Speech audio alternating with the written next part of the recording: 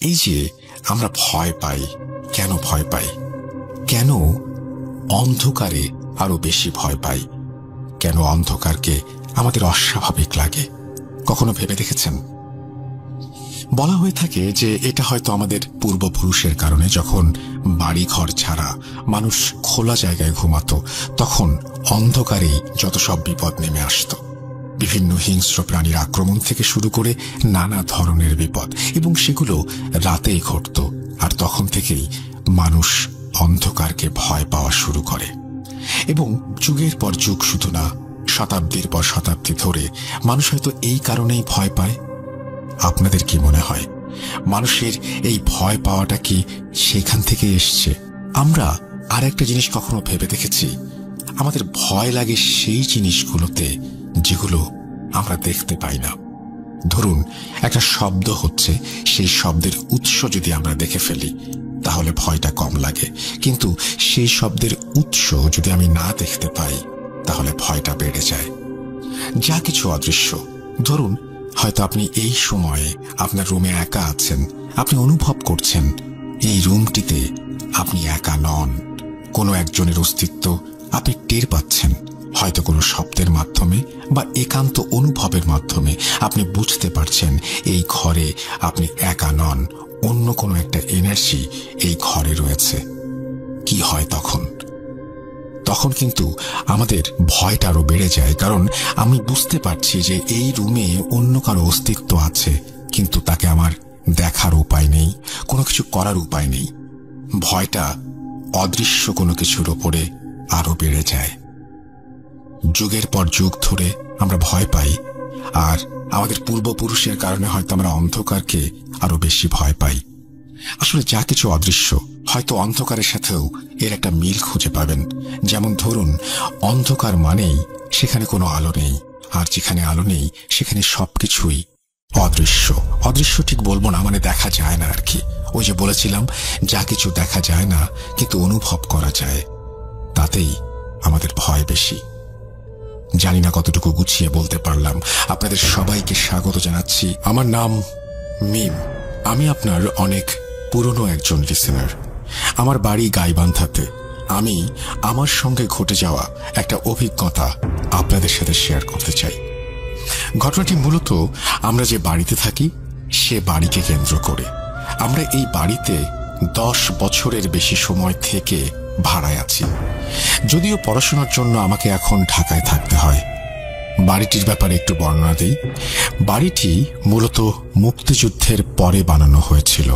বাড়িটি 1 বিঘার একটু কম জায়গার উপরে বানানো একটি দোতলা বাড়ি, 4টা ইউনিট, নিচে 2টো, ওপরে 2টো, এবং বাড়ির পেছনে বেশ কয়েকটা আম গাছ সহ অনেক গাছগাছালি রয়েছে। বাড়িটির পেছন সাইডে হাফ ওয়ালের একটি ছোট্ট ঘর ছিল, যেটাতে কেয়ারটেকার থাকতো বাড়িটি দেখাশোনা করার জন্য। আরেকটা কথা বলে রাখি, আমাদের বাড়ির যে মূল মালিক তিনি মারা গিয়েছিলেন 1990-এর আশেপাশে। উনি মারা যাবার পরে আমাদের এই পুরো বাসাটা 5 থেকে 7 বছরের মতো ফাঁকা পড়েছিল। বাড়িওয়ালার একজন মেয়ে ছিল, উনি মেডিকেলে পড়ার জন্য ঢাকায় স্থায়ীভাবে বসবাস করেন। পরবর্তীতে বাড়িটা ঠিকঠাক করে ভাড়া দেয়া হয়। বাড়িটির 4 ইউনিটের মধ্যে আমরা নিচতলায় থাকতাম। নিচতলার 2য় ইউনিটে বাড়িওয়ালার আসবাব ছিল। ঈদে কখনো বাসায় আসলে বাড়িওয়ালার মেয়ে ওখানে থাকতো। নর্মালি ওটা গোডাউন হিসেবে ইউজ করা হতো। 2য় তলার 2টি ইউনিটে 2 ভাড়াটিয়া থাকতো। আরেকটা কথা বলে রাখি, আমাদের বাসায় যে কেয়ারটেকার দেখাশোনা করে তিনি একজন বৃদ্ধ মহিলা, বয়স 70 থেকে 80 হবে। তার ব্যাপারে বেশ কিছু ঘটনা শুনেছিলাম। এই বৃদ্ধ মহিলাকে সবাই আইজলের নানি বলে ডাকে। বুড়িটির মাথায় কোনো চুল নেই। চুল নেই বলতে মাথায় নাকি চুল ছিল, সবই পড়ে গিয়েছে। আইজলের নানির চুল পড়ে যাওয়ার পেছনে একটা রহস্যজনক ঘটনা রয়েছে। ঘটনাটি এরকম, আমাদের বাড়ির পেছনে বেশ কিছু আম গাছ রয়েছে। আগেই বলেছিলাম, আইজলের নানি রুমে একাই থাকতো। জ্যৈষ্ঠ মাসের কোনো এক মধ্যরাতে প্রচণ্ড ঝড় বৃষ্টি এবং বাতাস শুরু হয়। এরকম মাসে প্রচণ্ড আম পড়ে ঝড় বৃষ্টিতে। বৃদ্ধ যে ঘরে থাকে সে ঘরের পাশে বেশ কিছু আম গাছ ছিল বিধায় কোনো আম পড়লে সেই বৃদ্ধ বুঝতে পারতেন। তো সেদিন আনুমানিক রাত 2টা থেকে 3টার আশেপাশে বৃদ্ধ মহিলা আম পড়ার শব্দে রুম থেকে বের হয়ে আম নিয়ে আসতে চায়। বিদ্যুৎ চমকাচ্ছিল, সঙ্গে বাতাস ছিল। বুড়ি বের হয়ে দেখে আম গাছের নিচে 2-3টা ছোট ছোট বাচ্চা আম নিয়ে দৌড়াদৌড়ি শুরু করেছে। বৃদ্ধ মহিলা অত কিছু বুঝতে না পেরে বাচ্চাগুলোকে সেখান থেকে তাড়িয়ে দেয় এবং আমগুলো তার রুমে নিয়ে আসে। পরবর্তীতে আমগুলো কোনো চিন্তা ছাড়াই খেয়ে ফেলে। তার কিছুদিন পর থেকে বৃদ্ধ মহিলা অস্বাভাবিক আচরণ শুরু করে। পরবর্তীতে তার আত্মীয় স্বজন বুঝতে পারে তার উপরে জিনের আসর হয়েছে এবং আমগুলি খাওয়ার পর থেকে তার মাথার সম্পূর্ণ চুল একটু একটু করে পড়ে যায়। হুজুরের ঝাড়ফুঁক এবং তাবিজের মাধ্যমে বৃদ্ধ মহিলা কিছুটা সুস্থ হলেও সন্ধ্যার পরে রুম থেকে বের হতে বারণ করা হয়। আজ অবধি সন্ধ্যার পরে সেই বৃদ্ধ মহিলা কখনো বাইরে বের হন না। এখন আসি মূল ঘটনায়। আমি মূলত ঢাকায় থাকলেও করোনা ও ব্যক্তিগত কিছু কারণে 1 বছরের বেশি সময় হলো আমার বাড়িতেই আছি। কিন্তু পরীক্ষার জন্য 2-1 দিনের জন্য ঢাকায় গিয়ে থাকতে হতো। আমাদের বাড়িটি অনেক পুরনো বিধায় বাড়ির মালিক বাড়ির আনুষঙ্গিক কিছু কাজ করার জন্য বাড়ির দোতলার ভাড়াটিয়াদেরকে বাড়ি ছাড়তে নোটিশ দেন। আমাদেরকেও বলেন, কিন্তু আমরা অনেক পুরনো ভাড়াটিয়া বিধায় আমরা থেকে গিয়েছিলাম। বাড়ির দোতলায় কাজ শুরু হলেও 2 মাসের মধ্যে শেষ হয়ে যায়। নিচতলায় আমাদের ইউনিটের কাজ শুরু হওয়ার কথা। আমি ঢাকায় চলে আসি। আমি ঢাকায় চলে আসার 3 দিন পরে রমজান মাস শুরু হয়ে যায়। আমাদের ইউনিটের কাজ শুরু করার জন্য আমাদের সকল জিনিসপত্র নিচতলার ইউনিটে অর্থাৎ গুদামে শিফট করা হয়। বাবা চাকরির জন্য অন্য জেলায় অবস্থান করত বিধায় পুরো বাড়িতে আম্মু একাই থাকত। আমি না থাকাতে আম্মুকে ওই গুদামে অর্থাৎ স্টোর রুমে সাময়িকভাবে থাকার জন্য নামাজ পড়ার জন্য একটা ব্যবস্থা করা হয়। পরীক্ষা শেষ হয়ে গেলে 6 রোজার দিকে আমি বাসায় ব্যাক করি। বাসায় ব্যাক করে আমার থাকার জায়গা না থাকার কারণে দোতলার 2টি ইউনিটের একটিতে অর্থাৎ ডাইনিং রুমে আমি কোনো রকমে একটি বেড পেতে থাকার সিদ্ধান্ত নেই। প্রথম 1-2 দিন কোনো সমস্যা না হলেও তৃতীয় দিন থেকে ছাদের টুকটাক শব্দ হওয়ার ব্যাপারটা ফিল করি। প্রথম আওয়াজগুলো পাওয়াটা আমার কাছে কিছুটা মজার লাগতো, কিছুটা ভয়ও লাগতো। ব্যাপারটা আমি খুব সহজভাবে নিলাম। আম্মুর সঙ্গে ব্যাপারটা শেয়ার করলে আম্মু বলল, এরকম টুকটাক আওয়াজ আম্মুও শুনতে পায়। ওপর থেকে মার্বেল পাথর যদি পাকা মেঝেতে গড়িয়ে দেয়া হয় তাহলে যেরকম আওয়াজ হয় অনেকটা সেরকম। একটা জিনিস লক্ষ্য করেছি, কখনো বাতাস বেশি হতো, টুকটাক আওয়াজটাও তখন প্রচণ্ড জোরে হতো এবং বেশি বেশি করে হতো। মনে হতো কে বা কারা আমাদের বাড়ির ছাদে বাতাসের মধ্যে নাচানাচি করছে এবং পাথর দিয়ে খেলছে। বাতাস বেশি হলে পাথর পড়ার শব্দটা অনেক জোরে জোরে হতো। আম্মু নিচতলায় থাকতো আর আমাকে নিয়ে টেনশন করতো জেগে জেগে। কখনো জোরে আওয়াজ হলে আমাকে ফোন দিয়ে বলতো, বাবা ভয় করিস না, আমি নিচে জেগে আছি, বেশি সমস্যা হলে নিচে চলে আয়। ছাদের শব্দের আওয়াজে আমি ঘুমাতে পারতাম না, মনে হতো এই বুঝি নিচে নেমে আসবে। এভাবে বেশ কিছুদিন কেটে যায়। বাবা সাপ্তাহিক ছুটিতে 1 দিনের জন্য বাসায় আসতো।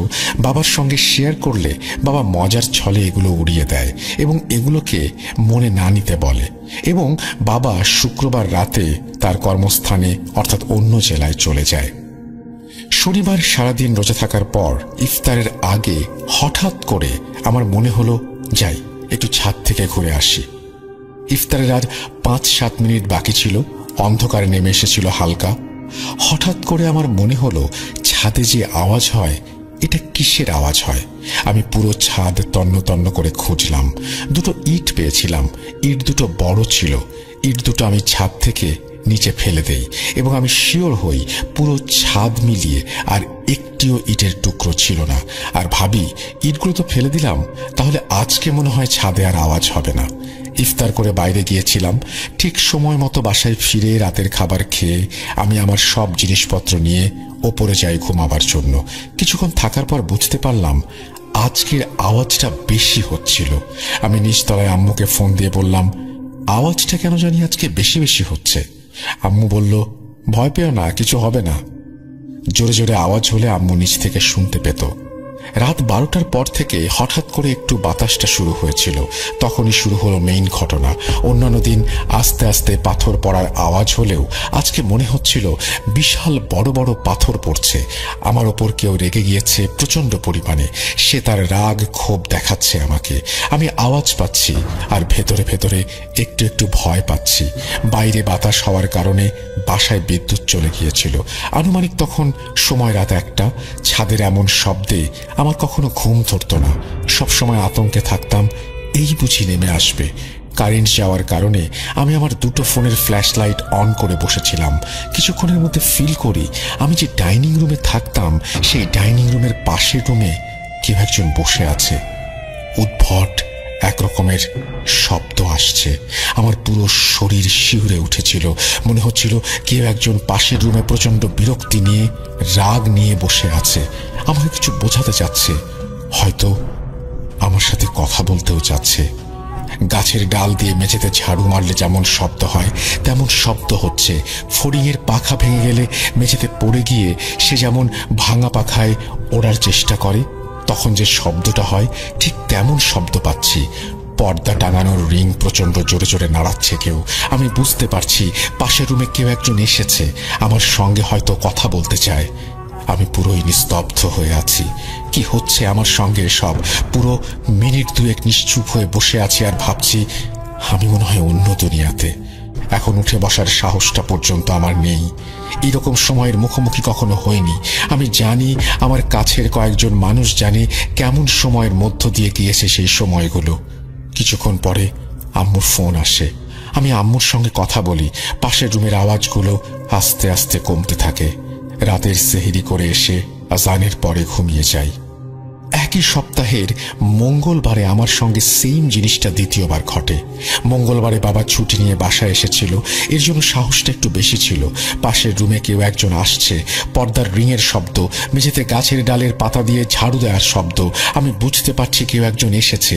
হাতে একটা লাইটার, মোবাইলের আলো এবং আমি একটা খুন্তি নিয়ে সাহস করে ঢুকে গিয়েছিলাম রুমে। হঠাৎ করে বেশি শব্দ হওয়ার কারণে বাবা ও আম্মু দুজনে একসঙ্গে দোতলায় চলে আসে। রুমটায় ঢোকার আগে ওনারা চলে এসেছিল। হয়তো ঢুকে গেলে আমার ক্ষতি হতে পারত। ব্যাপারগুলো বেশি বেশি হওয়ার কারণে তার পরদিন থেকেই আমি নিচে চলে আসি। 10 থেকে 15 দিনের মতো আমি এভাবে একা একা দোতলায় ছিলাম। কোনোদিনও ভোরের আলো না দেখা অবধি আমার ঘুম পেত না। আমার বাড়ির পাশে কয়েকটি বাড়ির কয়েকজন রয়েছে যারা জিন দ্বারা আক্রান্ত। আমি কোনোদিন চাই না আমার সঙ্গে এরকম ঘটনা ঘটুক, এমন ঘটনার সাক্ষী হই। ঘটনাটা ভালো লাগলে অবশ্যই নিজের মতো করে পড়ে শোনাবেন, আমার জন্য দোয়া করবেন এবং ভালো থাকবেন। ঘটনাটি ব্রাহ্মণবাড়িয়া সদরের একটি বাসা কেন্দ্রিক। আমাদের বাসা বানানোর কাজ চলাকালীন সময়ে আমরা একটি নতুন বাসায় উঠি। আমি আগে আমার বাসার বর্ণনা তুলে ধরছি। বাসাটি ছিল অনেক পুরনো, 3 তলা। আমরা ছিলাম তার 2 তলাতে। বাসাটির 2 তলার সাথে লাগালাগি ভাবে একটি 1 তলা বাসা ছিল। 1 তলা বাসাটির ছাদ আমাদের বাসাটির 2 তলার সাথে লাগানো ছিল, মানে অল্প দূরত্বে। বলে রাখা ভালো, পাশের বাসার ছাদের ওপর একটি রুম ছিল যা সবসময় তালা লাগানো অবস্থায় থাকত। প্রথম ঘটনা, প্রথম দিন বাসায় ওঠার পর রাতে ঘুমোতে যাওয়ার আগে আমার আম্মু খেয়াল করেন যে পাশের ছাদে 2টা ছায়ামূর্তি ছাদের এক মাথা থেকে অন্য মাথায় তারা দৌড়াদৌড়ি করছে। আম্মু প্রথমে ভাবে ছায়ামূর্তি দুটো হয়তো আমাদের বাসার 3 তলার কারণ হলো পাশাপাশি ছাদ হওয়ার কারণে এই বাসার লাইটের আলো ওই ছাদে গিয়ে পড়ে। একটু পর খেয়াল করে ছায়ামূর্তি 2টা পাশের বাড়ির ছাদের রুমের দিকে মিলিয়ে যায়। ঘটনা 2, শীতের সময় হওয়ায় সন্ধ্যার পর জানালা লাগিয়ে দিত আম্মু। বলে রাখা ভালো, জানালাগুলো ছিল কাঠের বড় পাল্লার। আমি তখন আমার টেবিলে বসে পড়ছিলাম। হঠাৎ করে জানালায় অনেক জোরে থাপ্পড় দেওয়ার শব্দে আমরা সবাই অবাক হয়ে যাই। স্তব্ধতা কাটিয়ে জানালা খুলে কাউকে খুঁজে পাওয়া যায় না। আর তারপর থেকে নিয়মিত প্রতিদিন জানালায় থাপ্পড় দেওয়ার শব্দে পুরো বাসা কেঁপে উঠত, আর আমরা নির্বাক হয়ে তাকিয়ে থাকতাম। ঘটনা 3। একদিন রাতে আনুমানিক 1টা থেকে 1:30টার মধ্যে আমাদের ঘুম ভেঙে যায় আম্মুর চিল্লাচিল্লিতে। ঘুম থেকে উঠে ঘটনা যা শুনি তা ছিল অবাক করা। আম্মু নাকি শুনতে পায় আপুর রুম থেকে কিছু ভাঙার শব্দ। তারপর আম্মু আপুর রুমে গিয়ে দেখে আপুর রুমের জানালা খোলা। আপুর চুলগুলো ছিল এলোমেলো। আপুর একটা হাত ছিল জানালার বাইরে। আম্মুর সাথে সাথে আপুকে ধরে জানালার পাশ থেকে নিয়ে আসে এবং আম্মু খেয়াল করে আপুর হাতে খামচে ধরার দাগ। ওই রাতে আমরা সবাই একসাথে ঘুমাই এবং রাতে আর কিছু হয় না। ঘটনা 4। আমরা সবাই ঘুমের প্রস্তুতি নিচ্ছিলাম। ঠিক তখনই পাশের ছাদ থেকে নুপুরের শব্দে সবাই অবাক হয়ে যায়। প্রথমে আস্তে আস্তে, তারপরে শব্দটা প্রকট হতে থাকে। আমাদের কারোরই সাহস হচ্ছিল না জানলা খুলে দেখার। ঠিক কতক্ষণ ছিল মনে নেই। আস্তে আস্তে সব স্বাভাবিক। আমরা আসলে এতদিনে মোটামুটি বিরক্ত এই সবে। আম্মু একজন হুজুরের কাছে যাওয়ার সিদ্ধান্ত নেয়। হুজুর কিছু একটা লিখে দেয় এবং বলে এগুলো জানালার উপরে লাগিয়ে দিতে। আমরা তা করি। তারপর থেকে জানালায় আর কোনো শব্দ হয় না। তারপর থেকে শুরু হয় অন্য একটি সমস্যা। রাত হলেই আমাদের পুরো বাসা রান্নার ঘ্রাণে মুখরিত হয়ে যেত। তার সাথে জোরে জোরে বাটার শব্দ। মনে হয় কোনো কিছু বাটা হচ্ছে। প্রথম দিন আমরা ভেবেছিলাম হয়তো ওপরের তলাতে কেউ শব্দ করছে, কিন্তু 3-4 দিন একটানা শব্দ হওয়ার পর আম্মু ওপরের আন্টিদের জিজ্ঞেস করলে তারা বলে রাতে তারা রান্নাই করে না এবং এই শব্দটা তারাও পায় এবং তারা এটার সাথে অভ্যস্ত। আম্মু তখন একে একে আমাদের সাথে ঘটে যাওয়া কাহিনীগুলো বলতে থাকে। তারপর আন্টি আম্মুকে ব্যাপারটা খুলে বলে। বাসার ছাদে তারা কেউ সন্ধ্যার পরে আসে না। তাদের সাথেও অনেক ধরনের ঘটনা ঘটেছে। শুধু তাই না, তারা এই বাসাটি একতলা থেকে ওপরে বাড়াতেও পারে না। কাজ শুরু হলে কোনো না কোনোভাবে সেটি বন্ধ হয়ে যায়। অনেক হুজুরকে দেখানোর পরও তারা কোনো সমাধান করতে পারেনি। তাই সবার উত্তর একটাই, এই জায়গাটায় জিনরা চলাচল করে। এটা তাদের রাস্তা, যেটা বন্ধ করা কারো পক্ষে সম্ভব না। আমাদের এই ফ্ল্যাটটাতে বেশি দিন কেউ থাকতে পারে না। আগে যারা ছিল তারাও এসব কারণে বাসাটি ছেড়ে দেয়। দেখতে দেখতে আমাদের বাসা বানানো সম্পূর্ণ হয়ে যায়। আমরাও চলে যাই এখান থেকে। ওই বাসাটা ওভাবেই আছে। এলাকার সবাই চেনে ওই বাসাটিকে। আমি ব্রাহ্মণবাড়িয়া থেকে বলছি। আমার নাম সিয়াম। আমি 9ম শ্রেণীর ছাত্র। এখন আমি যে ঘটনাটি বলবো এটা আমার ফ্রেন্ড তামিম, তার সাথে ঘটে যাওয়া একটি ঘটনা। তামিম নামটি ছদ্ম একটা নাম ব্যবহার করা হয়েছে। জানি না ঘটনাটা কতটা ভয়াবহ। ঘটনাটি বিশ্বাস করা বা না করা আপনাদের ব্যাপার। আমি তামিমের ভাষায় ঘটনাটি বলছি। সময়টা 2012-র শেষ এবং 2013-র শুরুর দিকের ঘটনা। আমার বয়স তখন 5 বছর। আমরা গ্রামের বাড়িতে থাকতাম। আমার লেখাপড়ার জন্য আমরা গ্রাম থেকে ব্রাহ্মণবাড়িয়া শহরে এসেছিলাম 2012 সালের 29 ডিসেম্বর। তখন আমি ছোট, নতুন শহরে আসছিলাম। সবকিছুই নতুন ছিল আমার জন্য। ঘটনা 1। সময়টা 2012-র 29 ডিসেম্বর থেকে 2013-র 5 জানুয়ারির মধ্যে কোনো একটা সময় হবে। তখন অনেক রাত। আম্মু ঘুমাচ্ছিল। বলে রাখা ভালো, আমার বাবা প্রবাসী, তাই আমি, আমার বোন এবং আম্মু বাসায় থাকতাম। আমাদের বাসা ছিল ব্রাহ্মণবাড়িয়ায় তখনকার সবচেয়ে বড় বিল্ডিং, যেটা 14 তলার পাশে। ওই রাতে যখন আমার ঘুম ভাঙে তখন আমি জানালার কাছে দেখি একটা অতি প্রাকৃত কিছুর অস্তিত্ব।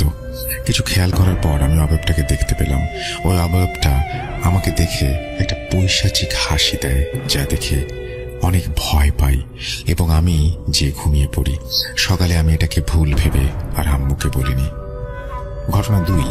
এর কিছুদিন পরে আম্মু বলল রাতে আমাদের খাট নাকি অনেক কাঁপছিল।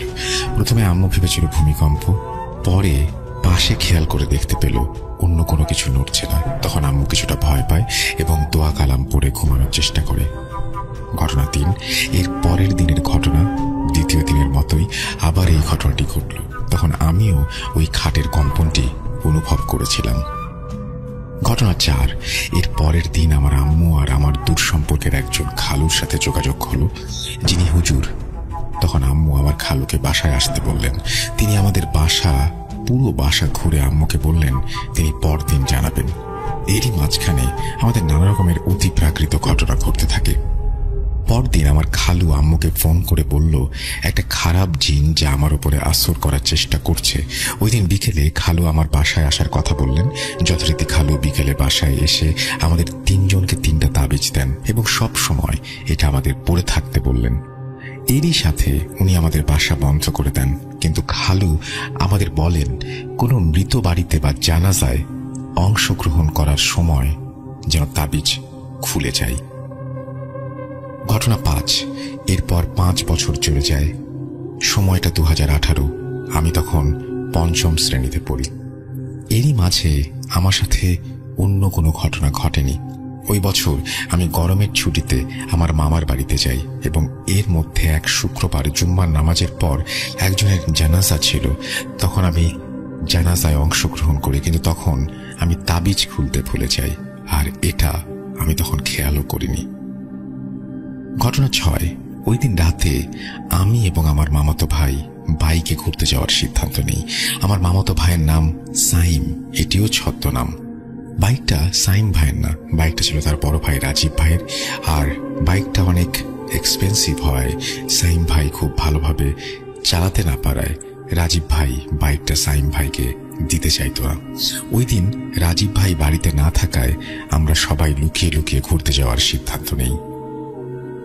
ঘটনা 7, আমরা প্রায় 11:30টার দিকে বাসা থেকে বের হই। অনেক সময় ঘোরার পর সাইম ভাই বলল তার বন্ধুর বাসায় যাবে, তাই আমরা তার বন্ধুর বাসায় যাই। ওখানে সাইম ভাইয়ের বন্ধুর সাথে অনেক সময় কথা বলার পর আমরা বাসায় চলে আসলাম। তখন অনেক রাত। মাঝখানে রাস্তায় অনেক সময় চলার পরও আমাদের যেন রাস্তা শেষ হচ্ছিল না। তখন আমি এবং আমার মামাতো ভাই তো নানা রকম ভয়ানক শব্দ শুনছি।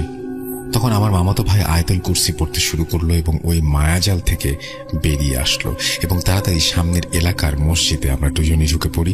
আমরা মসজিদের ভেতর থেকে বাইরে নানা ধরনের আওয়াজ পাই, মনে হয় কেউ আমাদের ডাকছে এমন। তখন আমরা একটি কথা বারবার শুনতে পারছিলাম। কথাটি ছিল এমন, বাইরে আয়। আর শুনতে পারলাম আমাদের নাকি ছাড়বে না। তখন ভয়ে মসজিদে ওযু করে কুরআন পড়তে শুরু করলাম। এর একটু পরে আমরা দেখতে পেলাম ওই মসজিদের বড় হুজুর আসলেন এবং আমি হুজুরকে সবকিছু খুলে বললাম। তিনি তখন ওই তাবিজটা দেখাতে বললেন, কিন্তু আমার মনে পড়ে তখন আমি হুজুরকে তাবিজের কথা বলিনি। তো হুজুর জানলো কিভাবে? তখন আমি এই বিষয়টি খেয়ালও করিনি তেমন। তারপর হুজুর আমাকে তাবিজটি ফিরিয়ে দেয় এবং আমাকে তাবিজ পড়তে বলে। আবার হুজুর আমাদের বলল একটু পর ফজরের নামাজ পড়ে আমরা যেন বাসায় যাই। হুজুর আমাদের আরো বললেন আমার সাথে আর কিছু হবে না। এটা বলে হুজুর বাইরে চলে যান। ওই রাতে ফজরের নামাজের সময় আমার আরেক মামাতো ভাই নামাজ পড়তে আসে, যার নাম শরীফ। তিনি 5 ওয়াক্ত নামাজ পড়তেন। শরীফ ভাইকে দেখে আমরা তখন ঘটনাটি বলতে পারিনি। তখন আমি একটা জিনিস খেয়াল করলাম, ওই বড় হুজুর নামাজ পড়াতে আসেননি, নামাজ পড়াতে এসেছিল বড় হুজুরের ছাত্র। আর আমি শরীফ ভাইকে নিয়ে তখন বাড়িতে চলে যাই। পরদিন বিকেলে আমরা শরীফ ভাইকে সবকিছু খুলে বলি। তখন শরীফ ভাই বলে মসজিদের বড় হুজুর তো অসুস্থ, তিনি 1 সপ্তাহ থেকে হাসপাতালে, হুজুরের ছাত্র নামাজ পড়ান। এটা শুনে আমি এবং সাইম অনেক ভয় পেয়ে যাই। আমি তখন ওই বড় হুজুরের ছাত্রকে সম্পূর্ণ ঘটনা বলি। তিনি বলেন এরকম অনেক ঘটনা আমাদের সাথে ঘটে যা কখনো বুঝতে পারি না, যার কোনো বিশ্লেষণ থাকে না, হয়তো আমাদের কাছে থাকে না, হয়তো ওই সময় আমাদেরকে সাহায্য করেছিলেন তিনি, হয়তো তার রূপ ধরে ভালো কোনো জিন। এরপর আমার সাথে আর কোনো ঘটনা ঘটেনি এই বলে আমার বন্ধু তামিম তার ঘটনা শেষ করে। জানি না ঘটনাটি কতটা ভয়াবহ হয়েছে, কিন্তু তামিম বলে ঘটনাটি সম্পূর্ণ সত্যি। লেখায় ভুল ত্রুটি হলে ক্ষমা করবেন। ঘটনাটি আমি অনেক আগে শুনেছিলাম, কিন্তু এখানে একটা কিছু নতুন করে যুক্ত করিনি, বরং আমার অনেক কিছু বাদ দিয়ে ঘটনাটি আমি লিখেছি। আমার নিজস্ব নাম্বার না থাকায় আমি নাম্বার দিতে পারলাম না। সাল 1968, সময় বর্ষাকাল, চারিদিকে থই থই পানি। আমার বয়স তখন 8 বছর এবং ছোট ভাইয়ের বয়স মাত্র 2 বছর। রাত আনুমানিক 1টা বা 2টা হবে। সবাই গভীর ঘুমে মগ্ন। হঠাৎ মায়ের খুব বাইরে যাবার দরকার পড়ে, তাই ডেকে উঠান আমাকে। তখনকার সময়ে ল্যাম্প, হ্যারিকেন এগুলোই ছিল। তাই মা আমার হাতে একটি হ্যারিকেন দিয়ে দরজা থেকে সামান্য একটু সামনে দাঁড় করিয়ে রাখে।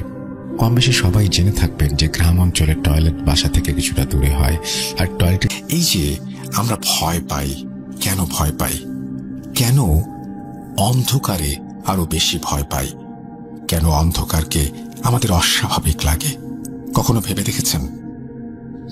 বলা হয়ে থাকে যে এটা হয়তো আমাদের পূর্বপুরুষের কারণে যখন বাড়ি ঘর ছাড়া মানুষ খোলা জায়গায় ঘুমাতো, তখন অন্ধকারেই যত সব বিপদ নেমে আসতো। বিভিন্ন হিংস্র প্রাণীর আক্রমণ থেকে শুরু করে নানা ধরনের বিপদ, এবং সেগুলো রাতেই ঘটত। আর তখন থেকেই মানুষ অন্ধকারকে ভয় পাওয়া শুরু করে। এবং যুগের পর যুগ, শুধু না, শতাব্দীর পর শতাব্দী ধরে মানুষ হয়তো এই কারণেই ভয় পায়। আপনাদের কি মনে হয় মানুষের এই ভয় পাওয়াটা কি সেখান থেকে এসছে? আমরা আর একটা জিনিস কখনো ভেবে দেখেছি? আমাদের ভয় লাগে সেই জিনিসগুলোতে যেগুলো আমরা দেখতে পাই না। ধরুন একটা শব্দ হচ্ছে, সেই শব্দের উৎস যদি আমরা দেখে ফেলি তাহলে ভয়টা কম লাগে, কিন্তু সেই শব্দের উৎস যদি আমি না দেখতে পাই তাহলে ভয়টা বেড়ে যায়। যা কিছু অদৃশ্য, ধরুন হয়তো আপনি এই সময়ে আপনার রুমে একা আছেন, আপনি অনুভব করছেন এই রুমটিতে আপনি একা নন, কোনো একজনের অস্তিত্ব আপনি টের পাচ্ছেন। হয়তো কোনো শব্দের মাধ্যমে বা একান্ত অনুভবের মাধ্যমে আপনি বুঝতে পারছেন এই ঘরে আপনি একা নন, অন্য কোনো একটা এনার্জি এই ঘরে রয়েছে। কি হয় তখন? তখন কিন্তু আমাদের ভয়টা আরো বেড়ে যায়, কারণ আমি বুঝতে পারছি যে এই রুমে অন্য কারো অস্তিত্ব আছে, কিন্তু তাকে আমার দেখার উপায় নেই, কোনো কিছু করার উপায় নেই। ভয়টা অদৃশ্য কোনো কিছুর ওপরে আরো বেড়ে যায়। যুগের পর যুগ ধরে আমরা ভয় পাই, আর আমাদের পূর্বপুরুষের কারণে হয়তো আমরা অন্ধকারকে আরো বেশি ভয় পাই। আসলে যা কিছু অদৃশ্য, হয়তো অন্ধকারের সাথেও এর একটা মিল খুঁজে পাবেন। যেমন ধরুন, অন্ধকার মানেই সেখানে কোনো আলো নেই, আর যেখানে আলো নেই সেখানে সবকিছুই অদৃশ্য। অদৃশ্য ঠিক বলবো না, মানে দেখা যায় না আর কি। ওই যে বলেছিলাম, যা কিছু দেখা যায় না কিন্তু অনুভব করা যায়, তাতেই আমাদের ভয় বেশি। জানি না কতটুকু গুছিয়ে বলতে পারলাম। আপনাদের সবাইকে স্বাগত জানাচ্ছি। আমার নাম মিম। আমি আপনার অনেক পুরনো একজন লিসেনার। আমার বাড়ি গাইবান্ধাতে। আমি আমার সঙ্গে ঘটে যাওয়া একটা অভিজ্ঞতা আপনাদের সাথে শেয়ার করতে চাই। ঘটনাটি মূলত আমরা যে বাড়িতে থাকি সে বাড়িকে কেন্দ্র করে। আমরা এই বাড়িতে 10 বছরের বেশি সময় থেকে ভাড়ায় আছি। যদিও পড়াশোনার জন্য আমাকে এখন ঢাকায় থাকতে হয়। বাড়িটির ব্যাপারে একটু বর্ণনা দেই। বাড়িটি মূলত মুক্তিযুদ্ধের পরে বানানো হয়েছিল। বাড়িটি 1 বিঘার একটু কম জায়গার উপরে বানানো একটি দোতলা বাড়ি, 4টা ইউনিট, নিচে 2টো, ওপরে 2টো, এবং বাড়ির পেছনে বেশ কয়েকটা আম গাছ সহ অনেক গাছগাছালি রয়েছে। বাড়িটির পেছন সাইডে হাফ ওয়ালের একটি ছোট্ট ঘর ছিল, যেটাতে কেয়ারটেকার থাকতো বাড়িটি দেখাশোনা করার জন্য। আরেকটা কথা বলে রাখি, আমাদের বাড়ির যে মূল মালিক তিনি মারা গিয়েছিলেন 1990-এর আশেপাশে। উনি মারা যাবার পরে আমাদের এই পুরো বাসাটা 5 থেকে 7 বছরের মতো ফাঁকা পড়েছিল। বাড়িওয়ালার একজন মেয়ে ছিল, উনি মেডিকেলে পড়ার জন্য ঢাকায় স্থায়ীভাবে বসবাস করেন। পরবর্তীতে বাড়িটা ঠিকঠাক করে ভাড়া দেয়া হয়। বাড়িটির 4 ইউনিটের মধ্যে আমরা নিচতলায় থাকতাম। নিচতলার 2য় ইউনিটে বাড়িওয়ালার আসবাব ছিল। ঈদে কখনো বাসায় আসলে বাড়িওয়ালার মেয়ে ওখানে থাকতো। নর্মালি ওটা গোডাউন হিসেবে ইউজ করা হতো। 2য় তলার 2টি ইউনিটে 2 ভাড়াটিয়া থাকতো। আরেকটা কথা বলে রাখি, আমাদের বাসায় যে কেয়ারটেকার দেখাশোনা করে তিনি একজন বৃদ্ধ মহিলা, বয়স 70 থেকে 80 হবে। তার ব্যাপারে বেশ কিছু ঘটনা শুনেছিলাম। এই বৃদ্ধ মহিলাকে সবাই আইজলের নানি বলে ডাকে। বুড়িটির মাথায় কোনো চুল নেই। চুল নেই বলতে মাথায় নাকি চুল ছিল, সবই পড়ে গিয়েছে। আইজলের নানির চুল পড়ে যাওয়ার পেছনে একটা রহস্যজনক ঘটনা রয়েছে। ঘটনাটি এরকম, আমাদের বাড়ির পেছনে বেশ কিছু আম গাছ রয়েছে। আগেই বলেছিলাম, আইজলের নানি রুমে একাই থাকতো। জ্যৈষ্ঠ মাসের কোনো এক মধ্যরাতে প্রচণ্ড ঝড় বৃষ্টি এবং বাতাস শুরু হয়। এরকম মাসে প্রচণ্ড আম পড়ে ঝড় বৃষ্টিতে। বৃদ্ধ যে ঘরে থাকে সে ঘরের পাশে বেশ কিছু আম গাছ ছিল বিধায় কোনো আম পড়লে সেই বৃদ্ধ বুঝতে পারতেন। তো সেদিন আনুমানিক রাত 2টা থেকে 3টার আশেপাশে বৃদ্ধ মহিলা আম পড়ার শব্দে রুম থেকে বের হয়ে আম নিয়ে আসতে চায়। বিদ্যুৎ চমকাচ্ছিল, সঙ্গে বাতাস ছিল। বুড়ি বের হয়ে দেখে আম গাছের নিচে 2-3টা ছোট ছোট বাচ্চা আম নিয়ে দৌড়াদৌড়ি শুরু করেছে। বৃদ্ধ মহিলা অত কিছু বুঝতে না পেরে বাচ্চাগুলোকে সেখান থেকে তাড়িয়ে দেয় এবং আমগুলো তার রুমে নিয়ে আসে। পরবর্তীতে আমগুলো কোনো চিন্তা ছাড়াই খেয়ে ফেলে। তার কিছুদিন পর থেকে বৃদ্ধ মহিলা অস্বাভাবিক আচরণ শুরু করে। পরবর্তীতে তার আত্মীয় স্বজন বুঝতে পারে তার উপরে জিনের আসর হয়েছে এবং আমগুলি খাওয়ার পর থেকে তার মাথার সম্পূর্ণ চুল একটু একটু করে পড়ে যায়। হুজুরের ঝাড়ফুঁক এবং তাবিজের মাধ্যমে বৃদ্ধ মহিলা কিছুটা সুস্থ হলেও সন্ধ্যার পরে রুম থেকে বের হতে বারণ করা হয়। আজ অবধি সন্ধ্যার পরে সেই বৃদ্ধ মহিলা কখনো বাইরে বের হন না। এখন আসি মূল ঘটনায়। আমি মূলত ঢাকায় থাকলেও করোনা ও ব্যক্তিগত কিছু কারণে 1 বছরের বেশি সময় হলো আমার বাড়িতেই আছি। কিন্তু পরীক্ষার জন্য 2-1 দিনের জন্য ঢাকায় গিয়ে থাকতে হতো। আমাদের বাড়িটি অনেক পুরনো বিধায় বাড়ির মালিক বাড়ির আনুষঙ্গিক কিছু কাজ করার জন্য বাড়ির দোতলার ভাড়াটিয়াদেরকে বাড়ি ছাড়তে নোটিশ দেন। আমাদেরকেও বলেন, কিন্তু আমরা অনেক পুরনো ভাড়াটিয়া বিধায় আমরা থেকে গিয়েছিলাম। বাড়ির দোতলায় কাজ শুরু হলেও 2 মাসের মধ্যে শেষ হয়ে যায়। নিচতলায় আমাদের ইউনিটের কাজ শুরু হওয়ার কথা। আমি ঢাকায় চলে আসি। আমি ঢাকায় চলে আসার 3 দিন পরে রমজান মাস শুরু হয়ে যায়। আমাদের ইউনিটের কাজ শুরু করার জন্য আমাদের সকল জিনিসপত্র নিচতলার ইউনিটে অর্থাৎ গুদামে শিফট করা হয়। বাবা চাকরির জন্য অন্য জেলায় অবস্থান করত বিধায় পুরো বাড়িতে আম্মু একাই থাকত। আমি না থাকাতে আম্মুকে ওই গুদামে অর্থাৎ স্টোর রুমে সাময়িকভাবে থাকার জন্য নামাজ পড়ার জন্য একটা ব্যবস্থা করা হয়। পরীক্ষা শেষ হয়ে গেলে 6 রোজার দিকে আমি বাসায় ব্যাক করি।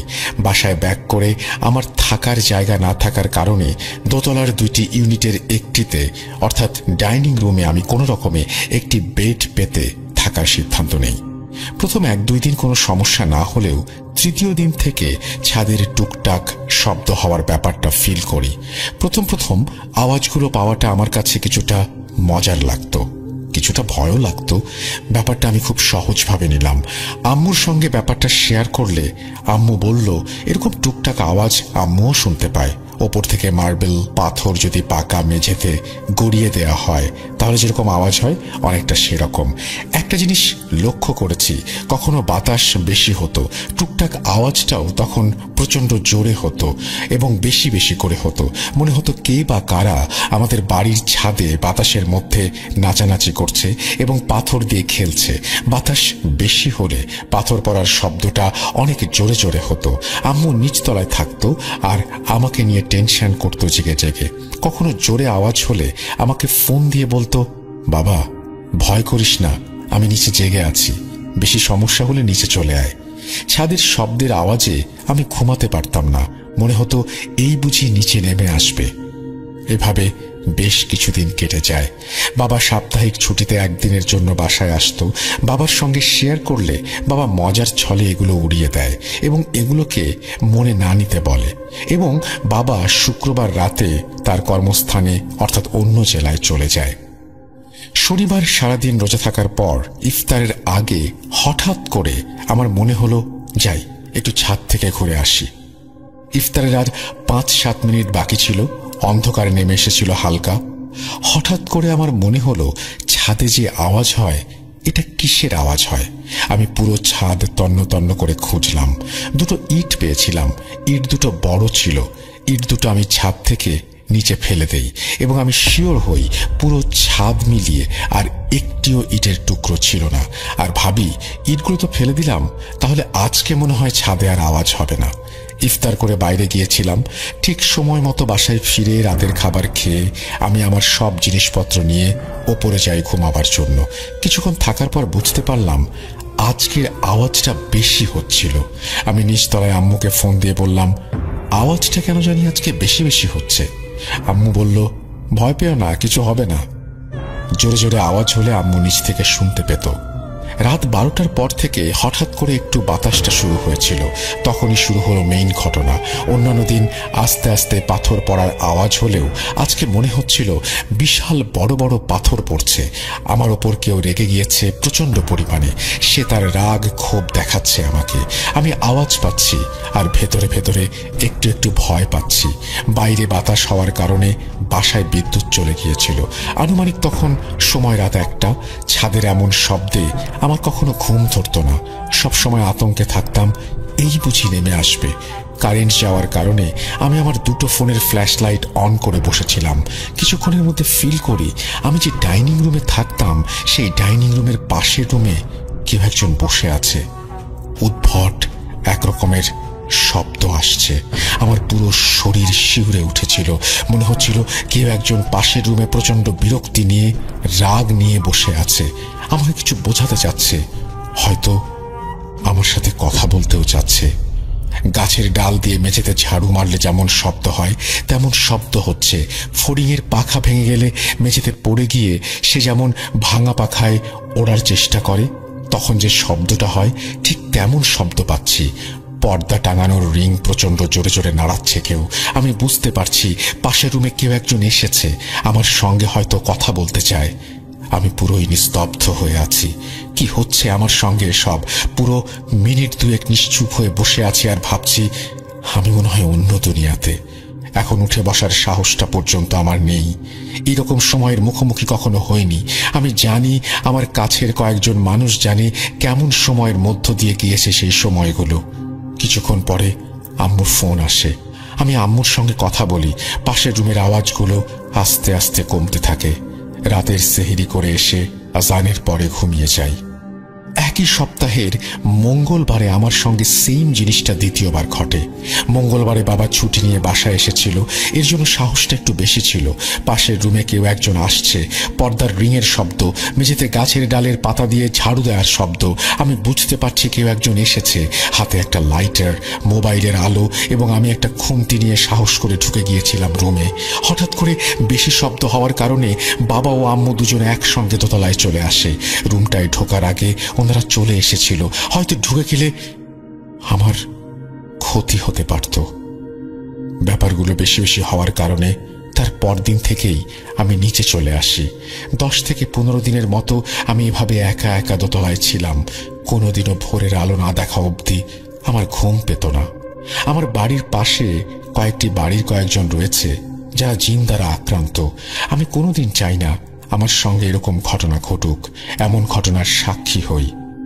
ঘটনাটা ভালো লাগলে অবশ্যই নিজের মতো করে পড়ে শোনাবেন, আমার জন্য দোয়া করবেন এবং ভালো থাকবেন। ঘটনাটি ব্রাহ্মণবাড়িয়া সদরের একটি বাসা কেন্দ্রিক। আমাদের বাসা বানানোর কাজ চলাকালীন সময়ে আমরা একটি নতুন বাসায় উঠি। আমি আগে আমার বাসার বর্ণনা তুলে ধরছি। বাসাটি ছিল অনেক পুরনো, 3 তলা। আমরা ছিলাম তার 2 তলাতে। বাসাটির 2 তলার সাথে লাগালাগি ভাবে একটি 1 তলা বাসা ছিল। 1 তলা বাসাটির ছাদ আমাদের বাসাটির 2 তলার সাথে লাগানো ছিল, মানে অল্প দূরত্বে।